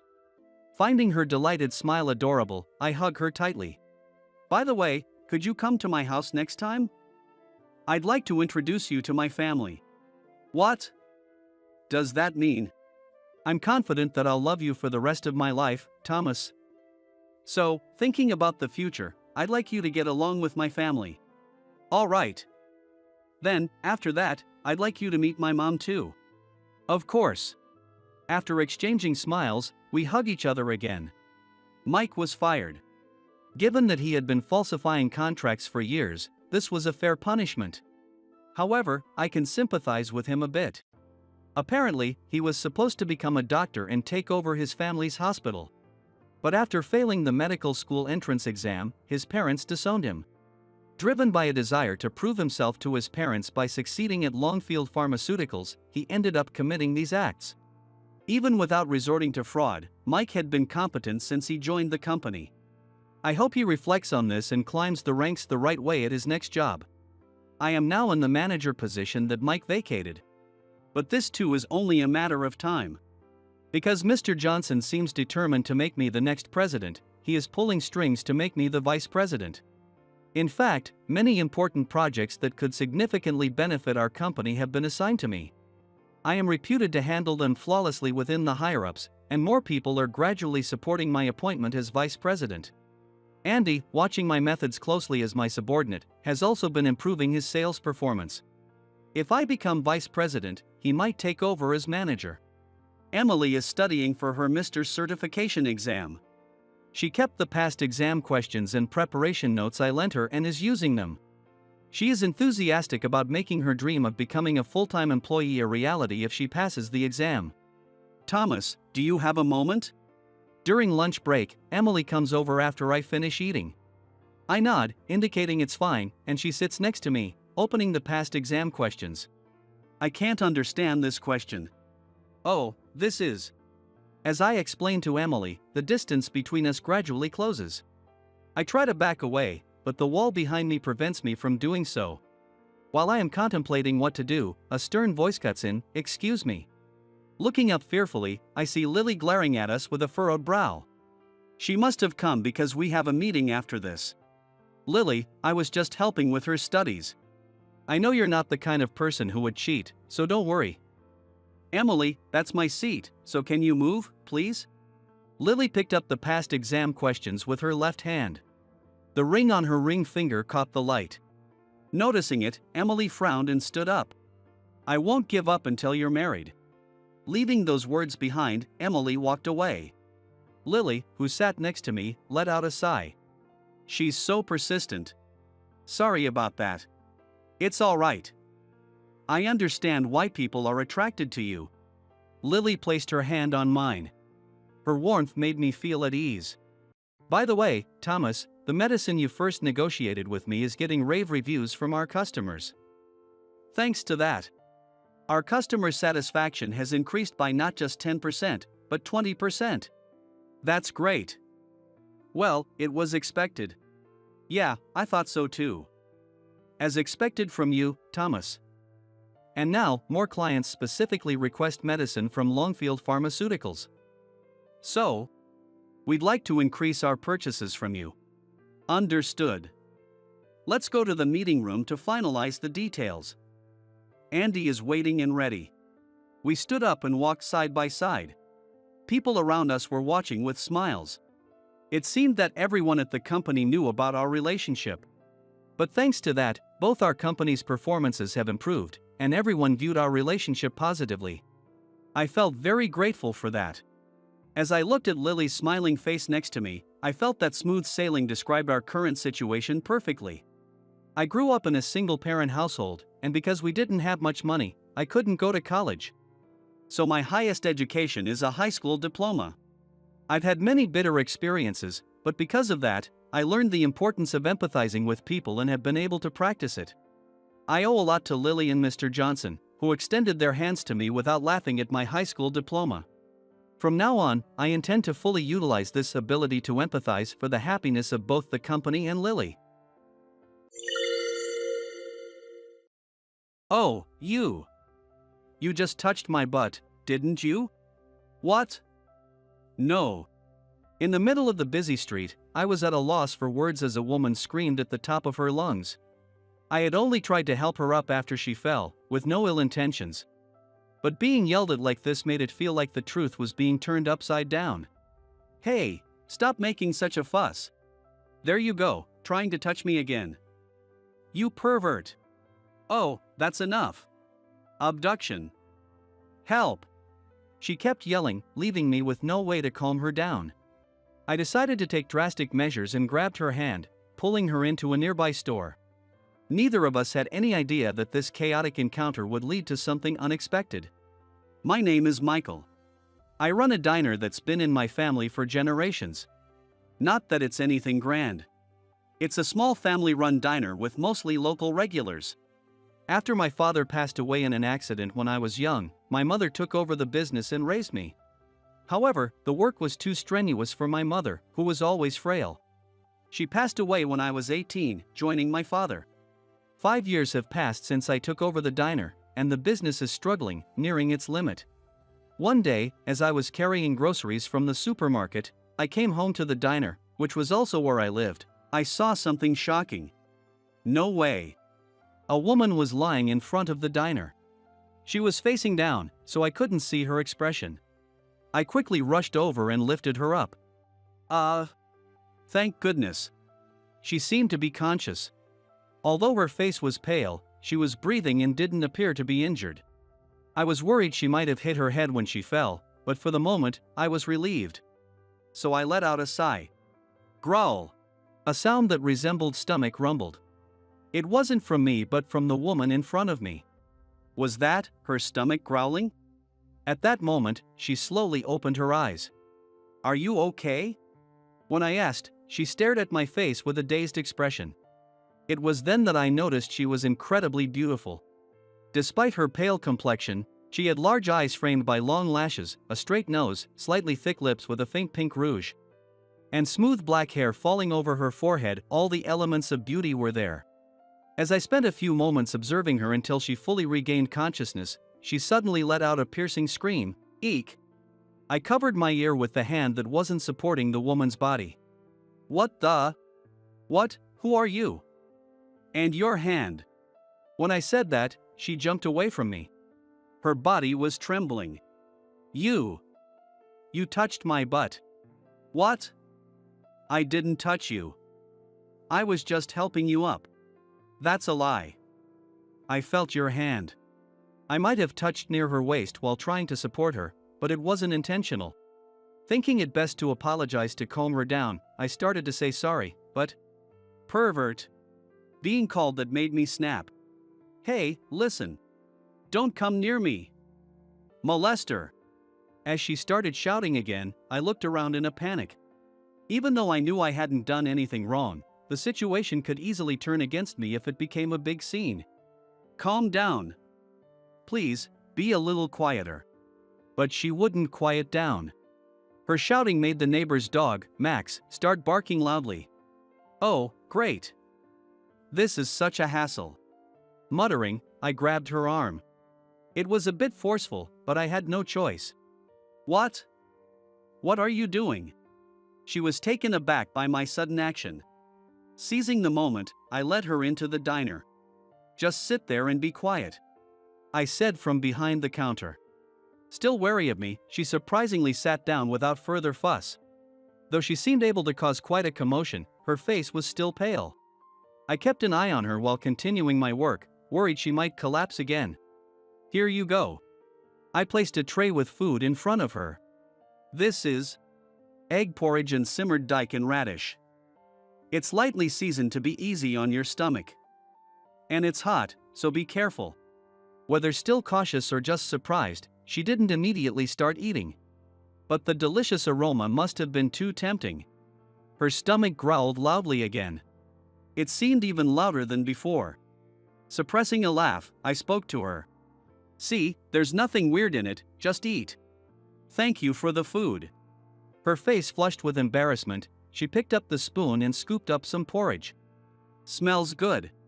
She brought it to her mouth. I couldn't help but admire how graceful she was, even in her movements. This is delicious. I'm glad you like it. Chew well and eat slowly. I returned to the kitchen to clean up. Thank you for the meal. After a while, she spoke to me from across the counter, holding the tray. The dishes on the tray were empty, and the spoon and chopsticks were neatly arranged. Seeing an empty bowl always makes me feel good. Glad you enjoyed it. You look better now. I'm sorry about earlier. I didn't mean to cause such a scene. Yeah, if that had continued, I might have been wrongly accused. She looked genuinely remorseful at my words. Thinking I might have been too harsh, I added, "Just kidding. I get it. Being touched by a stranger is unsettling. I should have been more careful too. I'm sorry." "No, I'm the one who should apologize for jumping to conclusions. And thank you for helping me and for the delicious food." Despite finding her troublesome at first, I now felt a sense of goodwill towards her. "I'm glad you liked it. I used to make it often for my late mother. I carefully calculate the salt content and everything." "Oh, I see. I'm sorry." "It's okay. She passed away a long time ago. At my age, I wasn't particularly sentimental about my parents' deaths, so there was no need for her to worry. It was really delicious. I haven't been eating well lately, but I couldn't stop once I started on your food." "That's great to hear. Growing up in a diner, I've always been interested in cooking. My parents told me to focus on school instead of helping with the diner, but I found school boring and got more into cooking. They were exasperated with me. I was so happy to see someone enjoy my cooking that I ended up talking about my background without being asked." She listened enthusiastically, nodding along. About 10 minutes passed. Her bag started ringing with an alarm. "Oh no! I lost track of time." She hurriedly grabbed her bag and returned to the counter. "I'd love to hear more about your story, but I need to get back to work." She rummaged through her bag. "Oh no! I forgot my wallet." She bowed deeply. "I'm so sorry. I forgot my wallet and can't pay for the meal."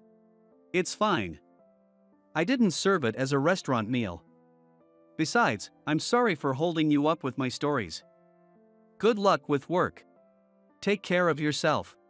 "But..." She started, but then her phone rang. I gently pushed her towards the door. "Go on, you'll be late. I'll definitely come back later." "Thank you so much." She bowed and ran out, with her phone in hand. I figured I'd never see her again as I watched her leave. "Good evening." "Ha?" As I was closing up, the door opened, and there she was, the woman from earlier. "You actually came back?" "Of course, I said I would." She quickly added, looking embarrassed. "Also, the food was so good, I wanted more." "I'll pay this time." "Could you make it again?" Her stomach let out a small growl. "Sorry, my stomach, just remembering the food." Seeing her clutching her stomach, face turning red, made me laugh. All right. If you liked it that much, it makes me happy as a cook. It'll be the same as my dinner, though." "Yes. Please." I served her the ginger pork, miso soup with daikon, tomato salad with homemade dressing, and freshly cooked rice that I had prepared for my own dinner. "Wow, it looks delicious. Enjoy it while it's hot." I sat across from her. We put our hands together. "Let's dig in." I nodded to myself after taking a bite of the ginger pork. It tasted just as I expected today. When I looked at her, she was sipping the miso soup with a blissful expression. Seeing her happy face made my heart feel warm. After finishing our meal and relaxing with some post-dinner tea, she started to speak. Are you really going to close this diner?" "Yeah, I think it's about time." She looked a bit sad at my words and asked, "So, what will you do after that?" When I replied that all I had was cooking, she took out a business card. It had the name, Sakura Electronics and Chelsea written on it. "Then, how about working at my company?" And so, thanks to Chelsea's introduction, I began working at the employee cafeteria of Sakura Electronics. Sakura Electronics is a well-known electronics manufacturer with a large building in Tokyo. Chelsea often ate at the employee cafeteria and mentioned that the number of users had been declining recently and something needed to be done. Most of the people working there were over 60, mainly former housewives or retirees who took up cooking as a hobby. "You're the new guy, Michael, right?" "I'm Megan. Nice to meet you." On my first day, I was greeted cheerfully by Megan, the oldest and most experienced worker in the cafeteria. She looked every bit the part of a hearty mother figure, and the white apron suited her well. Megan was the main person in charge of the cafeteria. After greeting the other staff, I was given an explanation of my duties. As a newcomer, I was mainly responsible for cutting vegetables, preparing salads, and washing dishes, while Megan and the others handled the main dishes. I observed their cooking processes while doing my own tasks. I see. I murmured and then called out to Megan. Megan! Oh, is there something you don't understand? Megan was holding a handful of salt in front of a simmering pot. How many pounds of salt are you going to add? Pounds? Since most of the employees are younger, I use a bit more. I took out my notebook and started jotting down numbers. The average age of the employees is this, the quantity being cooked is this, so. Everyone, including Megan, was puzzled by my sudden actions. Ignoring their reactions, I finished my calculations and showed the notebook to Megan. Measure this amount and add it, please. Okay. The scale is here, and the measuring spoons are here. Although a bit confused, Megan followed my notes and measured the salt before adding it to the pot. Next. I continued giving Megan instructions on the amounts of ingredients and cooking times. The resulting demi-glace sauce was so good that everyone who tasted it was satisfied. Michael, you're amazing. It's just simple calculations. Calculations, huh? I haven't measured things like that since I was newly married. It brings back memories.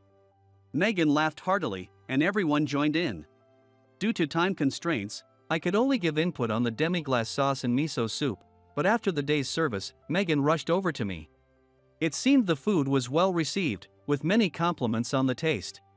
Guess we really should be doing things properly. I nodded emphatically at Megan's words. The measurements and cooking times I gave you were calculated considering the age group of the diners, the size of the ingredients, today's weather and temperature, all those factors. Calculations, huh? You're pretty sharp, aren't you? Ah, no, it's nothing special. I have no clue about that stuff, but following your instructions made the food taste great. We should stop relying on intuition and start measuring properly. Michael, would you mind writing out the cooking methods for us? So, I began creating manuals for the dishes we made in the cafeteria. Even though the menu wasn't extensive, it was still a significant amount of work. However, I enjoyed the process, and I finished the manuals ahead of schedule. As we followed the new manuals, customers gradually returned, and within a month, the cafeteria was bustling with people. And word spread among employees that the food had improved. Michael, you look happy. Maybe. I do feel fulfilled. I get to cook a lot and think of new menus, which is fun. Can I be glad I invited you here? Chelsea smiled at me warmly. Yeah, I guess you can. Great. She high-fived Megan, who looked just as pleased. Seeing her smile made me smile too. Since the cafeteria was now popular, we received a significant new task. We were asked to prepare the food for an upcoming company party. I was excited to create something different from the usual cafeteria fare and looked forward to the day. However, I was worried about Chelsea. Chelsea has been very busy lately, often skipping the company cafeteria or arriving too late to get food. Having seen her collapse once, I was concerned. All right. Muttering to myself, I got to work in my kitchen at home. The next day, I called Chelsea from the break room after arriving at work. Hello, Michael? What's up? Her voice sounded a bit tired. Chelsea, are you busy today? Huh? Well, yes, I am. Do you have time for lunch? Honestly, it's doubtful, but why do you ask? To Chelsea's understandable question, I briefly explained my reason. I'll bring you lunch. There was a pause before she responded. Really? That's awesome. Her genuine excitement made me chuckle. Did you just laugh, Michael? No, I didn't laugh. Yes, you did. It doesn't matter. Just let me know where you'll be for lunch. See you. I hung up the phone. Thinking it was unusual for me to do such a thing, I quickly drank from a water bottle to cool my flushed face. From that day, about 2 or 3 times a week, I started bringing lunch to Chelsea. Michael, your food is so delicious. It has such a comforting taste, and I can eat as much as I want. When she said that and ate with such delight, her happy face after finishing, and the way she always politely said, "Thank you," while bowing. These moments were becoming a part of my daily life. As I spent time with her during lunch, I learned more about Chelsea. Chelsea was the daughter of Mr. Nelson, the president of Sakura Electronics, and worked hard every day to support him. She was busy traveling around for a new business proposal. She would present this new business idea at the upcoming company party. She often felt sad because she couldn't visit the cafeteria as much as she wanted. Listening to her stories, I realized I didn't know much about Chelsea until then. But why was I so interested in her? Even I found it puzzling. Until now, nothing but cooking had held my interest. Was it because of our unusual first meeting? Was that why I was so concerned about Chelsea's health? Were you thinking about cooking again, Michael? You had a serious look on your face. Was I really that deep in thought? I'm looking forward to the food at the party. I wonder what dishes you'll come up with. Am I thinking about her as much as I think about cooking?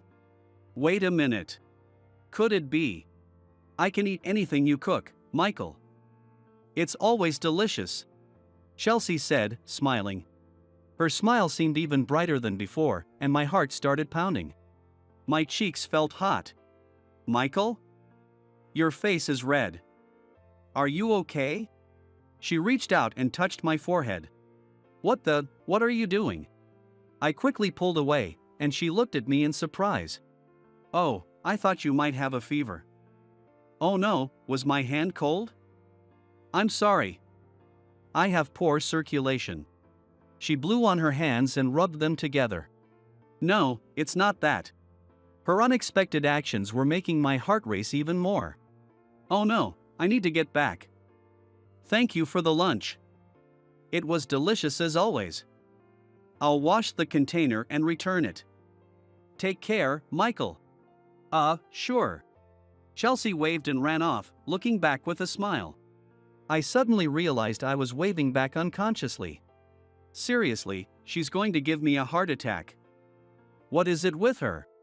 Ever since we met, she had been unpredictable and kept me on my toes. But somehow, I found myself attracted to her. Sigh. Confused by my newfound feelings, I couldn't get her smile out of my mind. After realizing my feelings for Chelsea, delivering lunch and talking to her became the highlight of my day. Her gestures and words etched themselves into my heart. It seemed she also valued our time together, as she always made sure to have time for the lunch I brought her. Maybe she just enjoyed the food. About 2 weeks into delivering lunch to Chelsea, we had arranged to meet as usual. But that day, she was unusually late. Even waiting for her while glancing at the clock felt enjoyable. Hey, aren't you the new guy from the cafeteria? A man I didn't know suddenly approached me. Yeah, that's me. I responded suspiciously. The man, dressed in an expensive-looking suit, appeared to be a bit older than me. He looked me up and down with a condescending smile. Just as my irritation was growing, Chelsea arrived. Michael, I'm sorry I'm late. My meeting ran over. Oh, David? What are you doing here? David stepped between us. Chelsea, I haven't seen you around lately, so I came looking for you. Remember, we talked about having lunch together?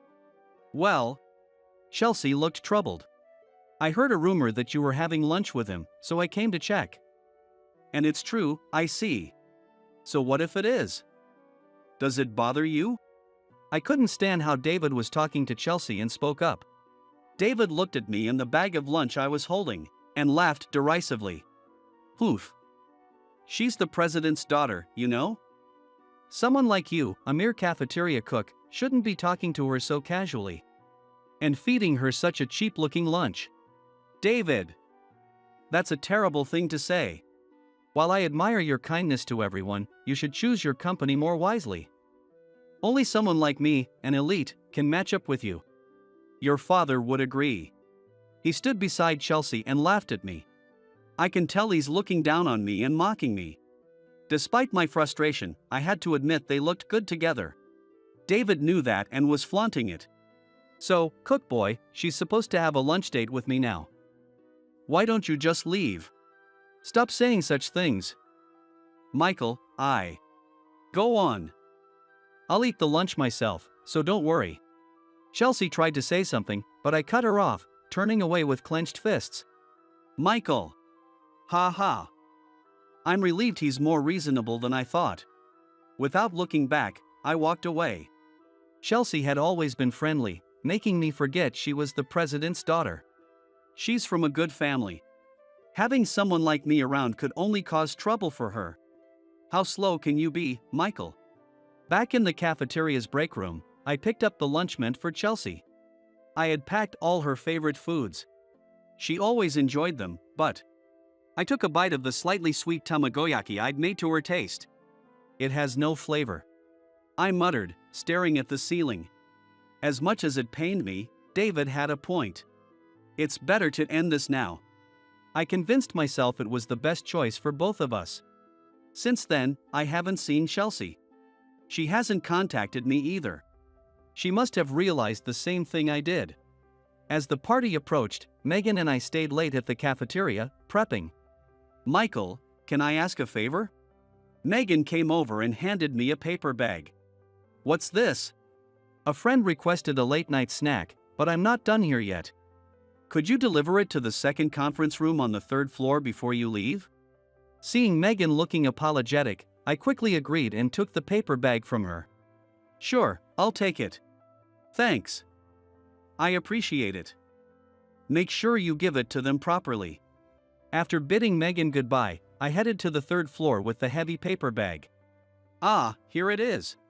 I found the plate that read second conference room and knocked on the door. Excuse me, I'm from the cafeteria. I have the requested food delivery, I said as I opened the door. Inside was Michael.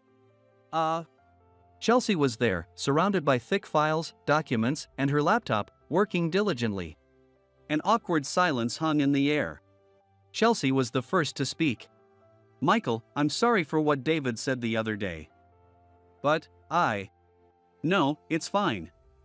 He was right about some things. I don't want to get in the way of your path. I wouldn't want that either. I couldn't look Chelsea in the eye. I thought distancing myself was the best choice, but seeing her face might weaken my resolve. I couldn't help but internally chuckle at my own newfound weakness. That's not what I want. Chelsea. She raised her voice, surprising me. When I looked up, she seemed on the verge of tears. Why do you assume you're getting in the way? No matter how tired I was from work, I could keep going because of the time I spent with you. Those moments were the most precious to me. Her shoulders trembled, and she buried her face in my chest. Hearing her sobs, my chest tightened painfully. I'm sorry. I didn't realize how much those moments meant to you. Michael. Chelsea lifted her head at my words. Seeing her tear-streaked cheeks and red eyes, the pain in my chest grew. I'm really sorry. I didn't mean to make you cry. No, I was taking your kindness for granted. I got so used to you bringing lunch that I forgot to consider your feelings. I'm sorry. After we apologized to each other, we both laughed, a mix of awkwardness and relief. I'll explain everything to you properly. I noticed she had dropped the formal tone she usually used with me, which made me a little happy. Though I was slightly disappointed she had moved away after regaining her composure.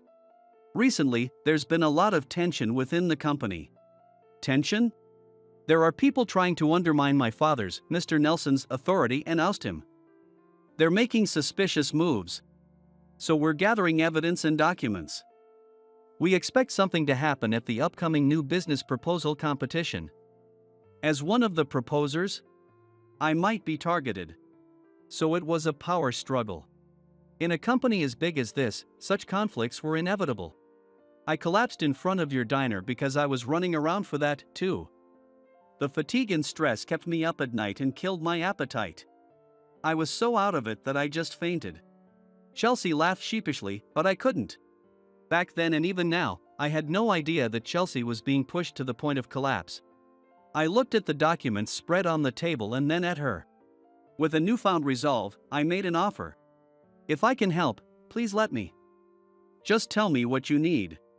Chelsea blushed slightly and whispered. In that case, could you sit here? Sure. And then? Could you lend me your shoulder? My shoulder. I expected her to ask for help organizing documents, so her request surprised me. Yes. Is that okay? Her voice was barely audible, but I had no reason to refuse. Sure.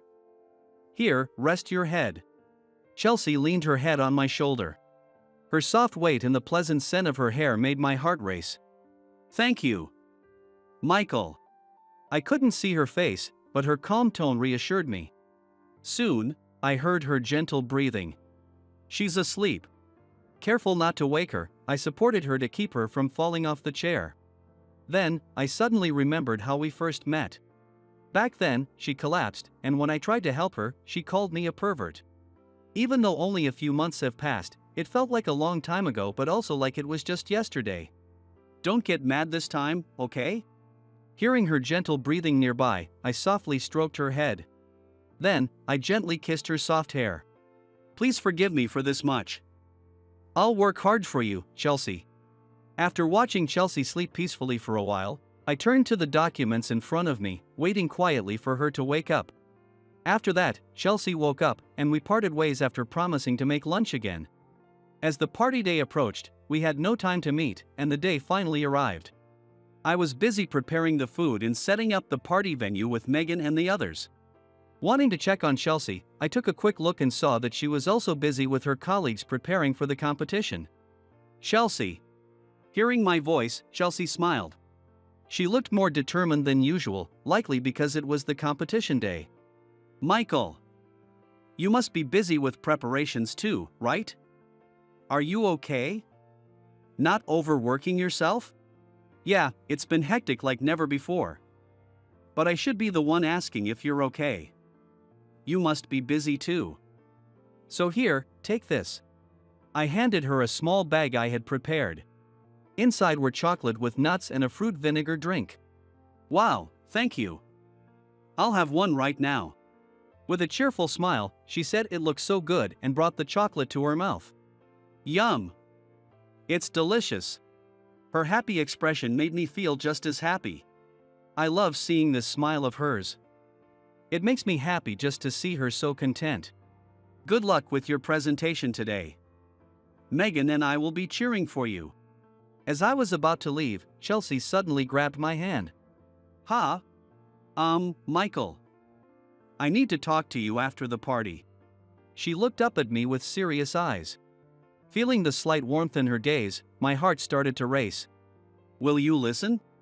The moment she said that, she squeezed my hand tighter. Unable to look away from her, I responded shortly, okay. She seemed slightly relieved by my answer and smiled. Her cheeks and ears turned a bit red. See you later then. She waved and went back to her colleagues. You again, cook boy. You always show up where you don't belong. David came up from behind, mocking me. Oh, it's you. You must be pretty idle to be wandering around on a day like this. My sarcastic comments seemed to irritate him, and his expression turned angry. I'm the host today. I've got everything perfectly planned out. Oh, really? Well, I'm busy, so I'll be going. Knowing that talking to David would lead nowhere good, I decided to leave quickly. Hey! I'm proposing to Chelsea today. She'll definitely accept. Once that happens, your relationship with her is over. Too bad. But make sure to serve some great food for the party, okay? I heard his laughter from behind as he spoke. Propose. Him and Chelsea. The excitement I felt earlier was quickly replaced with unease. Trying to calm my racing heart, I hurried back to Megan and the others. Thus, the party began. It's a standing buffet party with people from various departments gathering. The company had announced that everyone from our employee cafeteria, who provided the food, should join. So I attended the party with Megan and others. Chelsea had mentioned before that some anti-president people might be planning something at this party, but so far, everything was going smoothly without any trouble. 2 presentations had finished, and next, it was Chelsea's team's turn. Now, regarding the new business proposal we are suggesting. Chelsea's voice echoed throughout the venue through the microphone. Just when I thought everything would proceed without any issues, an anomaly occurred as soon as the explanation started. Hey, isn't something off? Yeah, really. The profit explanation has a calculation error. Noticing the commotion in the venue, Chelsea stopped the presentation and started checking the materials at hand. Is there some trouble? Well, Chelsea was at a loss for words in response to David, the host's question. It looks like there are discrepancies in the numbers, possibly due to a calculation error. Just as David asked, a loud jeer came from the crowd. Hey! Are you trying to make it look like there's a profit? Did you alter the numbers to get your proposal approved? The words from someone in the crowd caused a stir in the venue. No, we did not do anything like that. Chelsea denied it from the stage. However, the jeers didn't stop. Did someone favor her because she's Mr. Nelson's daughter? Or maybe Mr. Nelson manipulated things behind the scenes to make it look like his daughter's achievement. As the commotion escalated, the venue became even more chaotic. There were rumors that Chelsea's team was the front runner in this competition. Could that have been manipulated too? Ah, the mic is still on. Sorry. David's theatrically exaggerated comment caused the anti-group in the venue to start making a fuss. It's rigged. We demand an explanation from Mr. Nelson. The venue was in turmoil, and Chelsea's face turned pale. I rushed to her side, who looked about to collapse. I supported her on the stage. Michael, why? I told you, I'd help if I could. I smiled at her as I said that. Hey, what are you trying to do? I saw David approaching me from the corner of my eye, but I started speaking to the venue. This is a trap set by someone. What? What are you saying? David was flustered by my words. I glanced at him and then turned back to Chelsea. Chelsea, please give me the numbers I'm about to ask for. Also, someone, please write down the numbers she gives and calculate them using a calculator. I want to compare them with my mental calculations. So, first, leaving the bewildered surroundings, I began to get the necessary numbers from Chelsea. It was necessary to show that there was no opportunity for fraud, doing this in front of many people. When I conveyed the calculation results, a few minutes later, a person with a calculator came up to the stage and shouted. They match. The venue buzzed again at that voice. They must be in on it too. They probably just matched the numbers randomly. In response to a shout from somewhere, I calmly replied. The calculations and formulas are correct. Anyone who does the calculations will get the same results. This is her original proposal. But someone altered the numbers in the documents to frame her and make Mr. Nelson take the blame for his daughter's mistake. David and several others' faces turned pale at my words. Could this be the work of Kevin, the executive who was opposing Mr. Nelson? Yeah, he's been saying stuff like the regime will change soon recently. As my words sparked the conversation, names of potential masterminds behind this incident began to surface all around the room, indicating that the internal conflicts were widely known. Some people in the venue who sensed the growing commotion tried to leave. But supporters of the president anticipated their moves and intercepted them. There were even some who became violent, causing the party to be temporarily suspended. I supported Chelsea and guided her to the sidelines. Chelsea, are you okay? Do you think this has resolved things? I hope so, but how did you know? As I seated the still surprised Chelsea, I explained briefly. I was waiting for you to wake up in the conference room, and I looked through the files and materials there. I remembered them and noticed that today's documents were different. Chelsea's eyes widened in shock. During that time? I was only asleep for about 10 minutes. You memorized all that in such a short time? Yeah, I can remember things that quickly. I've always been good at that. That's beyond just being good, and those mental calculations earlier. Michael, who exactly are you? Closing my eyes for a moment, I then answered her question quietly. Have you heard the term gifted in movies or TV shows? Apparently, I'm one of those. People with innately high intelligence or exceptional talents are often referred to as gifted, a term that suggests these abilities are a gift from God. Just reading textbooks allowed me to understand the material, and I always scored well on tests without special effort. As a result, I found classes incredibly boring and couldn't empathize with classmates who struggled with studying. Lacking the motivation to attend a school where I didn't fit in, I immersed myself in the one thing I enjoyed, cooking. Applying mathematical theories to cooking made me feel like there were endless possibilities. So I kept researching, but above all, I loved seeing my mom enjoy my cooking. I thought cooking was my only path since being called gifted never brought anyone joy. Chelsea listened silently to my story. But when my mom passed away and we couldn't keep the restaurant running, you offered me the job at the company cafeteria, Chelsea. It made me happy to know that there were still people who appreciated my cooking skills. And more than that, you appreciated me for who I am. You were the first person outside my family to do that. I knelt in front of Chelsea, looking up at her. At the same eye level, I gazed into her clear eyes. Because you acknowledged me, Chelsea, I gained confidence in myself. It's thanks to you that I am who I am today. Michael. Chelsea, I love you. I want to be with you always. I don't want to lose you to David or anyone else. Am I not good enough? Tears welled up in Chelsea's eyes as she shook her head. No, I'm the one who isn't sure if I'm good enough for you, Michael. But I want to be with you. I want you to stay with me. Her words made my heart swell with warmth. I couldn't help but find her blushing cheeks and ears incredibly endearing. Chelsea, you are wonderful just the way you are. I cupped her cheeks with my hands and moved closer to her face. Chelsea slowly closed her eyes, and then, there you are, Chelsea. We were startled by the sudden appearance of a figure. Dad. It was Mr. Nelson, the president of Sakura Electronics. Accompanied by a man who appeared to be his secretary, he walked towards us. His expression was stern. Chelsea, I told you to prepare thoroughly. How could you let this happen? I apologize. This is all due to my lack of foresight. Thanks to his quick thinking, we managed this time, but do you understand it could have been disastrous? Yes. Chelsea's voice grew smaller. Unable to bear it, I spoke up. Wait a moment. Chelsea did everything she could, to the point of nearly collapsing. Yes, there may have been some oversights. But the proposal her team presented was still beneficial for the company.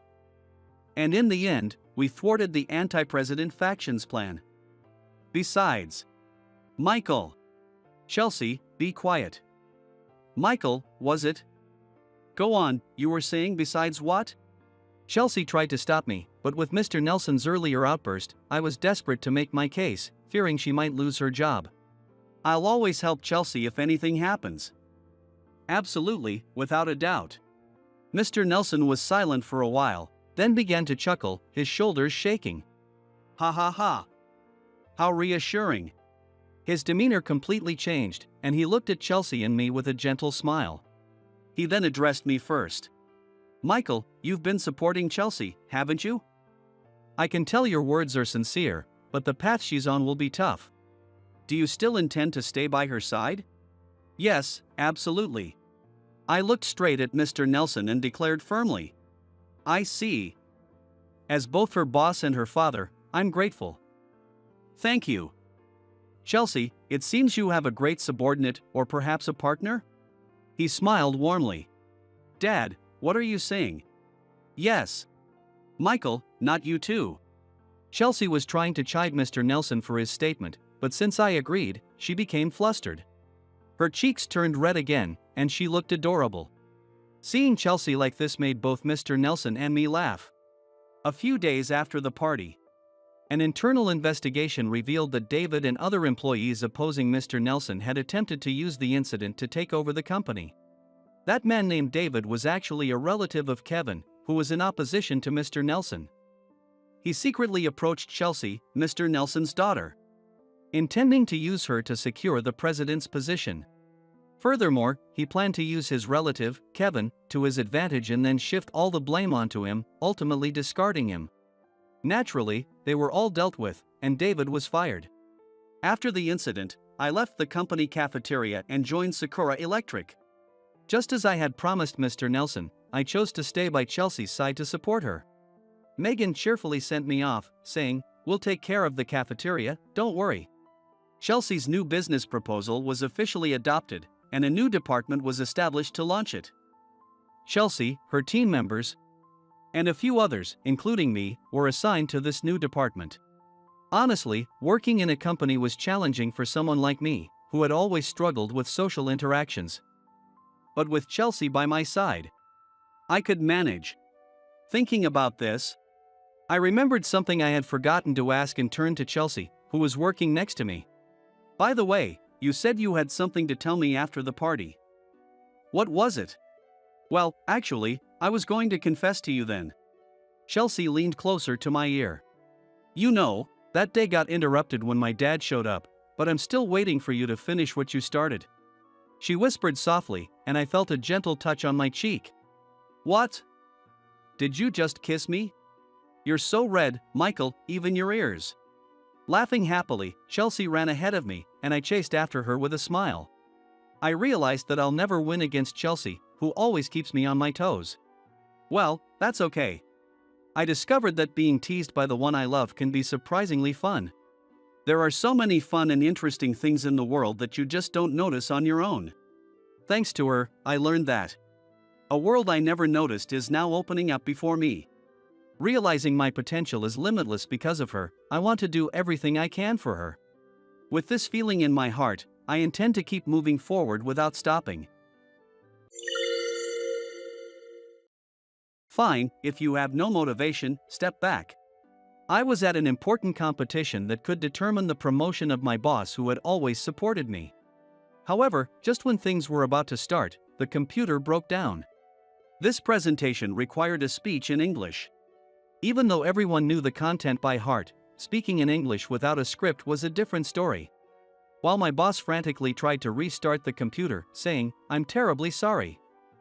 "Just a moment, please," the person in charge stood up. Irritated. "I don't have time for a company that can't even manage a proper presentation." My boss looked dejected. This couldn't go on. Although I was considered a lazy employee, I decided to take action in this emergency. "I'll do it." I stepped up to the stage. The attendees looked at me with disbelief, but as soon as I started speaking, I captured everyone's attention. This was the moment my stagnant life began to change significantly. My name is John, 35 years old. I work for a travel agency. Our company plans package tours both domestically and internationally, with a diverse range of clients and colleagues. One of the great things about this job is that I can learn about foreign cultures while staying in the country. Despite working at such a stimulating and exciting company, I wasn't particularly ambitious. Of course, the job was enjoyable and I found it stimulating, but I was content with maintaining the status quo. My colleagues were steadily climbing the corporate ladder. Some had even become assistant managers, which was genuinely something to be happy about, though I didn't feel envious. I knew there was gossip about me, as I hadn't taken any promotion exams and stayed in my current position without caring about others' opinions. Some younger employees didn't know me well and speculated that I remained a regular employee because I was incompetent or unmotivated. Although it wasn't pleasant, it was true that I remained a regular employee. I pretended not to hear the gossip and didn't bother correcting them. Despite this, the company was meaningful to me. In April, during the period of personnel changes, new members joined our workplace from another branch. Among them, a standout was Lisa. Lisa transferred from a store in a neighboring prefecture and was an exceptionally beautiful woman and a competent superior who handled foreign clients. She treated everyone equally and was flawless in every way. She had been dispatched to our branch as a candidate for the store manager position. It seemed she was assigned here with a promotion in mind. One day, I found an error while checking documents. The hotel name and address used for a tour couldn't be found on the website. Although it was listed on the internal server, I couldn't find it. Upon checking the hotel company's website, I found that they had recently relocated. Since Lisa had created the proposal, I quietly brought the documents to her. "Lisa, about this hotel." After blinking in surprise, she searched for the same page to confirm. "You're right. Thanks for noticing." "No problem, I'll update the internal list later." "Please do." "Now, what should we do about the replacement hotel?" "The new location is too far." "How about this one?" She opened the website of another hotel and showed it to me. As we looked at the computer together, I pointed out a detail that caught my eye. This place might not fit the tour concept. The luxury focus seems a bit too much. You're right. Then, how about this one? This hotel seems good. They also have a 3-month discount campaign, and it'll be a plus. You're right, thanks for noticing. Lisa paused and turned to me. With an even more surprised expression, she tilted her head. John, were you just having a normal conversation with me? Ha? Yes. Were you following my explanation? I nodded honestly, not remembering discussing anything particularly difficult. It was just a hotel search. But all the websites were in the local language, right? Yes. And yet you understood them and noticed various things. It's just part of the job. I somewhat understood what Lisa was getting at. These days, few people are excessively praised for reading English websites fluently. Especially in a travel agency like ours. However, all the websites we were looking at were in French. So, you can read French, John. I majored in it in college, but I can only read it. It's nothing special. Really? This website had quite a few tricky expressions, though. You can read it too, right? Anyway, how should we revise the proposal? Should I handle it? Oh, yes. Could you please? Got it. I bowed and quickly returned to my desk. Lisa seemed like she was about to say something but was approached by another employee, so she couldn't pursue it further. Later, our branch decided to participate in a competition. In this company, not only does the headquarters management participate in competitions, but branch employees can also submit and pitch their plans. Lisa was chosen to lead the project for our branch. Naturally, it would significantly impact her career advancement. I was included in the project team. Probably because my ability to read French had been revealed during our previous interaction. I didn't think I would be much help, but requesting to be removed from the team would only make me stand out negatively. Since this competition wasn't about a tour in France, I didn't expect to have major tasks. I resigned myself to attending the internal meetings for the competition. One day, there was a business trip related to the competition. Since Lisa was still suspicious of me, she had me accompany her. Reluctantly arriving at the client's company's waiting room, I encountered a familiar face in the lobby. Hey, John, is that you? Chris. The man in a luxurious suit was a senior colleague from my previous job at a rival company. Chris greeted Lisa and me with a smile. What a coincidence, are you here for sales too, John? Yes. I'm glad to see you're doing well. Yeah, but it was tough after you left, you know? Ah. Not blaming you or anything. You were a big help, John. Are things going well at your current job? Yes, thanks to you. Good to hear. If you ever need anything, you're always welcome to come back. Everyone would be happy to have you. Thank you.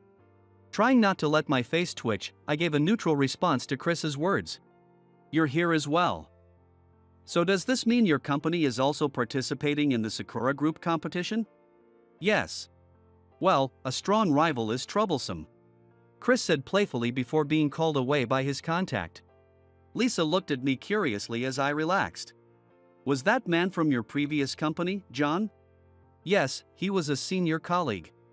I see. He seemed to rely on you quite a bit. Probably. I realized my tone was a bit sharp and quickly fell silent. Lisa seemed to be trying to decipher my words, but I continued to evade the subject. The meeting with our client went well that day, and upon returning to the office, Lisa dove into preparations for the competition. Although she was my superior, she wasn't much older than me. Yet, she was entrusted with such significant responsibilities and strived to meet expectations. It was intriguing. Sure, a promotion would mean a higher salary and better evaluation. But she was already in a high position. I couldn't understand the benefit of her relentless efforts. Was it a strong sense of responsibility or simply enjoyment? Either way, her actions were beyond my understanding. I had often seen other employees swamped with work and deadlines, but Lisa already had everything: respect, wealth. What motivated her continued to puzzle me. Lisa? I called out to Lisa, since she was still working past closing time. What's up? It's past closing time. She looked around in surprise. It seemed she hadn't been keeping track of the time. I hadn't noticed. Thank you. Are you heading home, John? Well, there's something I want to ask you. Something to ask? I hope it's not rude, but how can you put in so much effort? I mean, you don't have to be the one doing this competition. You have other work too. You'd still get promoted without doing all this, right? Well, Lisa pulled out the chair next to her. It seemed she wanted me to sit. When I did, she showed me her personal smartphone. It was filled with photos of a little girl and what appeared to be her parents. This is me. Really? My parents loved to travel and took me to many places. Indeed, the backgrounds of the photos varied greatly. Expansive landscapes, historical buildings, even some rare animals. I also traveled with relatives and with friends when I was a student. And I still travel a lot now. All these memories are precious to me. They all look like wonderful memories. Yes, traveling is very enjoyable. So, I took this job to help people enjoy their trips even more than they expected. My hard work isn't just for promotion or recognition, it's to make travel more enjoyable for others. For that? Yes. Of course, having a higher position helps me to achieve my goals. It makes it easier to get approval for plans, right? Lisa smiled and showed me her partially completed materials. They prominently featured a beautiful sea and boats. Travel should be enjoyed. Just imagining people having a great time on my tours makes me happy. She spoke with sparkling eyes, showing no sign of fatigue. She took pride in her work. I, too. I also love traveling. I'm sure people will enjoy the tour you planned. Now that you mention it, and I'm feeling motivated. Lisa said, rolling up her sleeves and turning back to her computer. When I offered to help, she showed me the competition script written in English. I'm wondering how to convey my key points. Can I ask for your advice? Sure. I think this part could be softened. It might be clear to a Japanese audience. But it could be hard for people from other countries to understand. How about this? Should I change this part too? Yes, that makes sense. And so, we both lost track of time and ended up working late. For someone like me, who usually aimed to avoid overworking, this was the first time I had been so engrossed in a task. It's needless to say that Lisa had influenced me, and I realized I could broaden my perspective and look beyond my immediate tasks. Finally, the day of the competition arrived.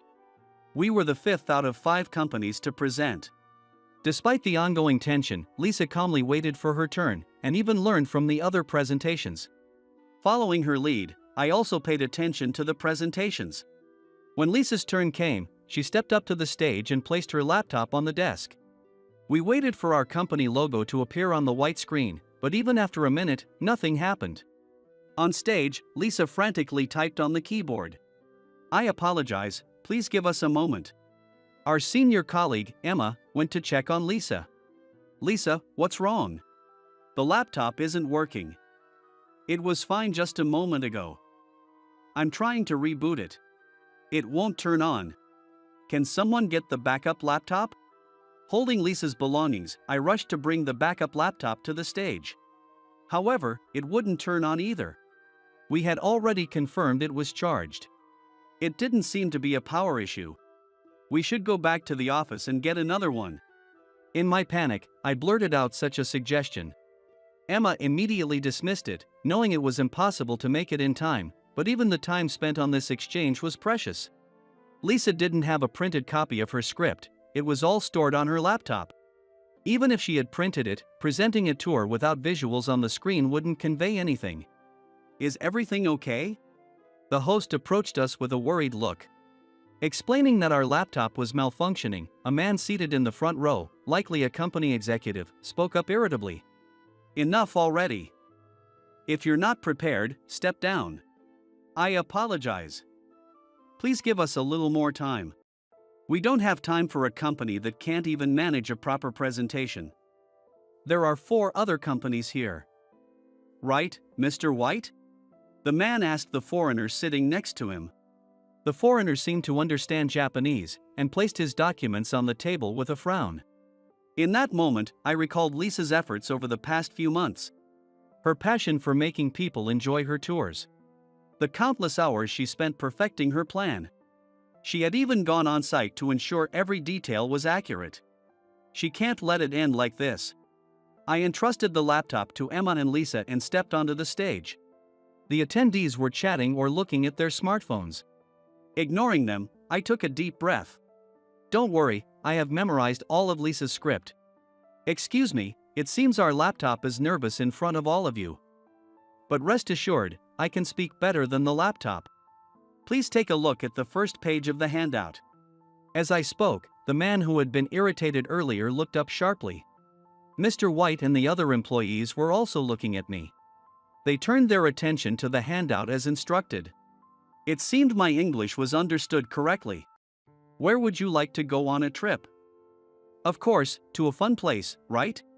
When I continued in French, someone sitting at the edge couldn't help but speak up. You speak French?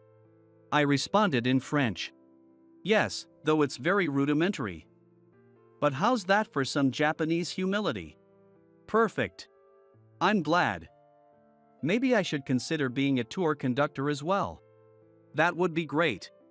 The participants who didn't understand French looked puzzled. I apologized in English and then switched to the Chinese I had recently learned. I was just asking him to grade my French. It seems I passed. When my Chinese gets good enough, I'll be pitching to our Chinese clients next. The name tag of the person I made eye contact with indicated he was Chinese.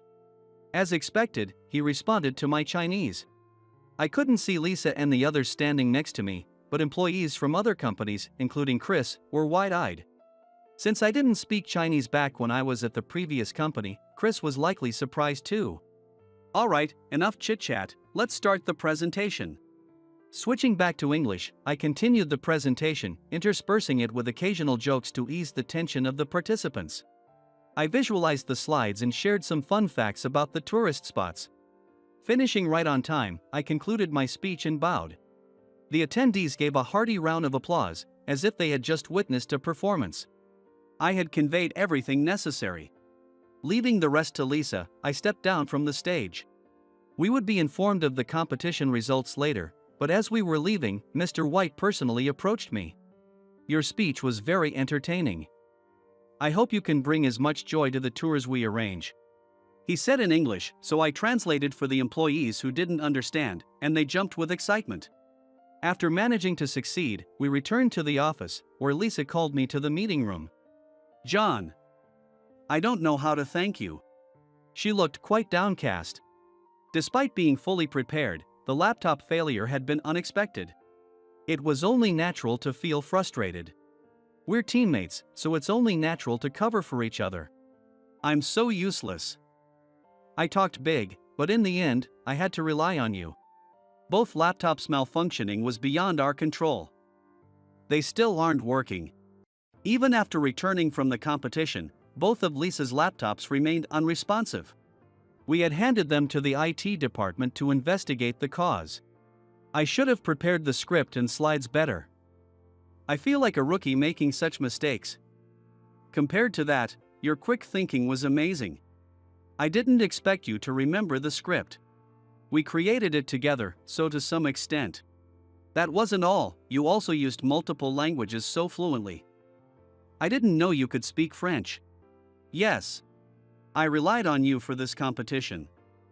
I need to be able to handle things better on my own. Lisa gave a self-deprecating smile, and it felt off to me. Aren't you going to say, let's keep working together?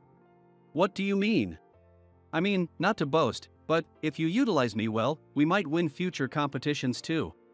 That wouldn't mean anything. Lisa stated firmly. How can I confidently offer tours if I don't win the competition on my own merits? It's only when it's my own achievement that I can truly be proud, Lisa said. Her words struck me like lightning. She was different from all the other colleagues and bosses I'd encountered. Actually, there are things I've been avoiding to tell. Like why you're so good with languages. Yes. Will you tell me? Yes. Since you're different from the others, Lisa. I began to explain that I had traveled around the world from a young age due to my parents' jobs. Most of the countries were English-speaking, so both Japanese and English were equally part of my life. When my parents' work settled down and we moved permanently to Japan, I was shocked. None of the kids my age could speak English fluently. They struggled with reading and writing. I couldn't understand why something so simple was so difficult for them, and I openly used English as naturally as I would in any other country. School textbooks felt like children's books to me. Naturally, my classmates relied on me. They asked for help with homework and study tips before tests. As a child, I enjoyed sharing my knowledge and happily helped them. Over time, I came to accept being used by others. It wasn't until college, during a group project in my French major, that I realized something was off. The group pushed all the responsibilities, leadership, creating materials, and even the presentation onto me. When I questioned why I had to do everything, they all said the same thing. Because John can speak English, they said. I thought English and French were different, but they didn't see it that way. They believed that anyone who could speak English was inherently good at all languages. Though it was a class to improve our language skills, they chose the easy way to get good grades. As a result, our achievements were shared equally among the team, and my contributions became others as well. I realized then that I was being used. Still, since it was just a student project and not very difficult, I thought it was more efficient for me to take charge. In that state, I got a job at a travel agency. By then, I had also learned French, so I was valued as a trilingual speaker of Japanese, English, and French. At first, I was genuinely happy to use my skills and be given a lot of work, but it didn't last long. It started about a year after I joined, with a work request from my direct senior, Chris. He asked me to write a proposal because he wasn't good at English, and since he had taken care of me since I joined, I gladly accepted. Chris was satisfied with the proposal and then asked me to help with another task. Helping him alongside my own work was tough and involved a lot of overtime. Still, the joy of seeing our project approved and actually turned into a product was incomparable, so I didn't complain and kept working.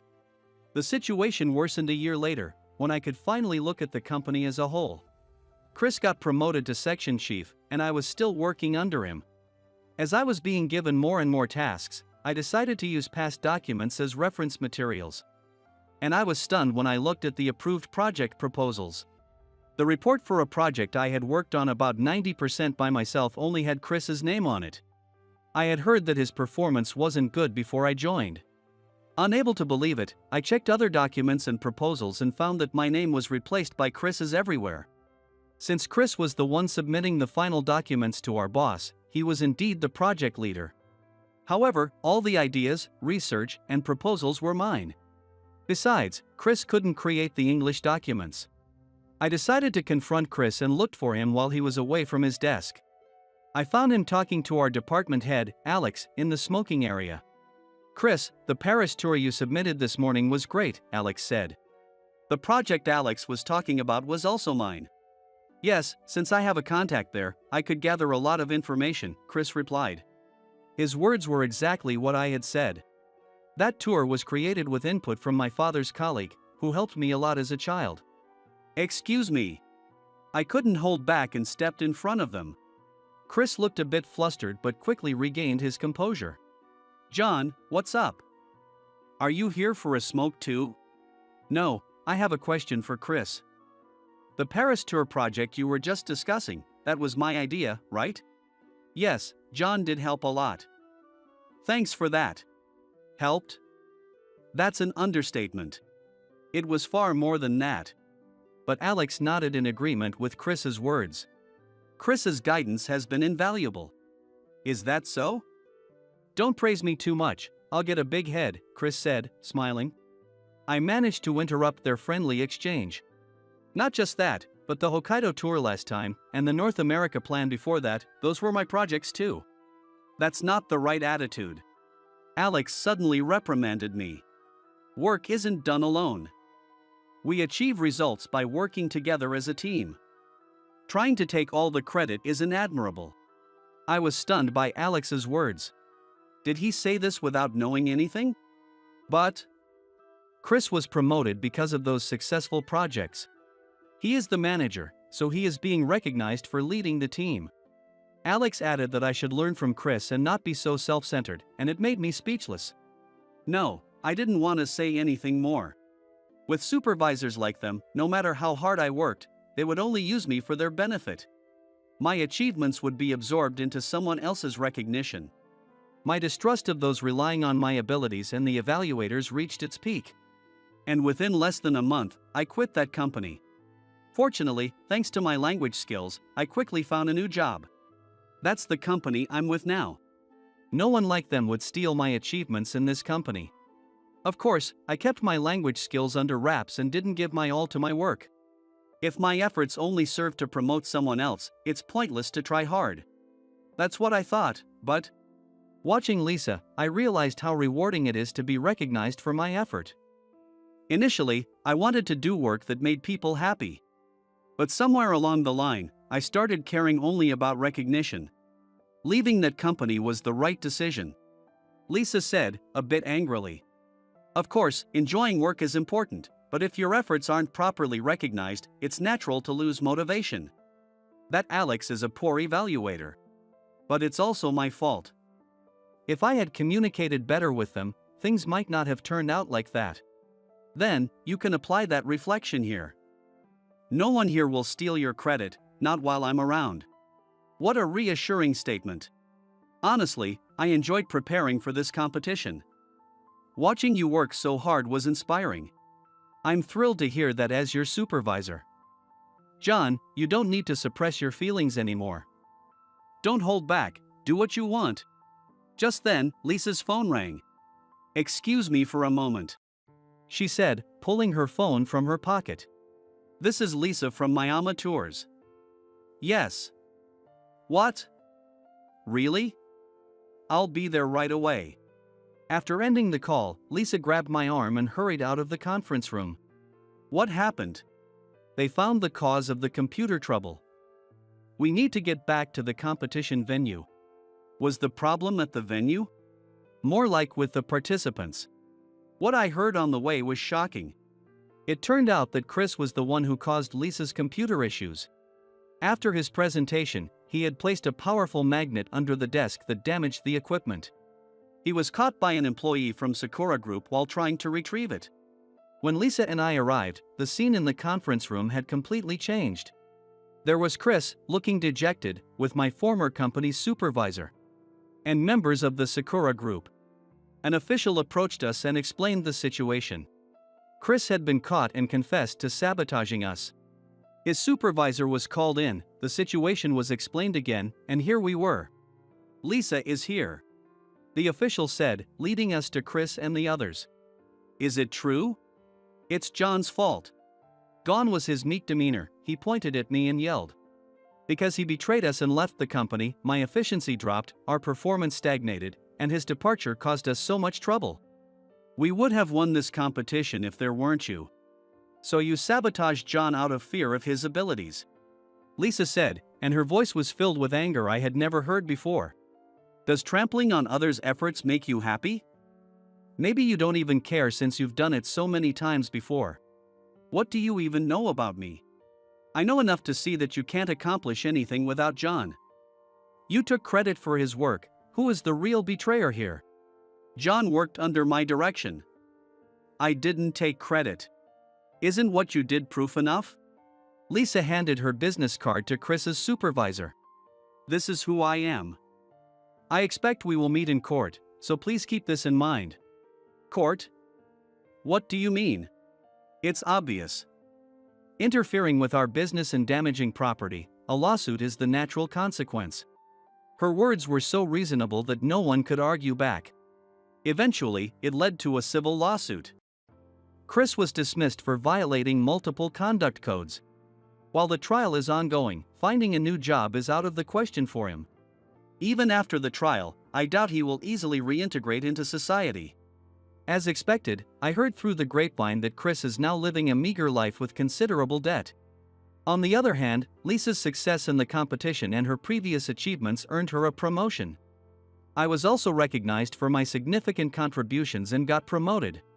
Naturally, my language skills were revealed, and both of us were assigned to work overseas.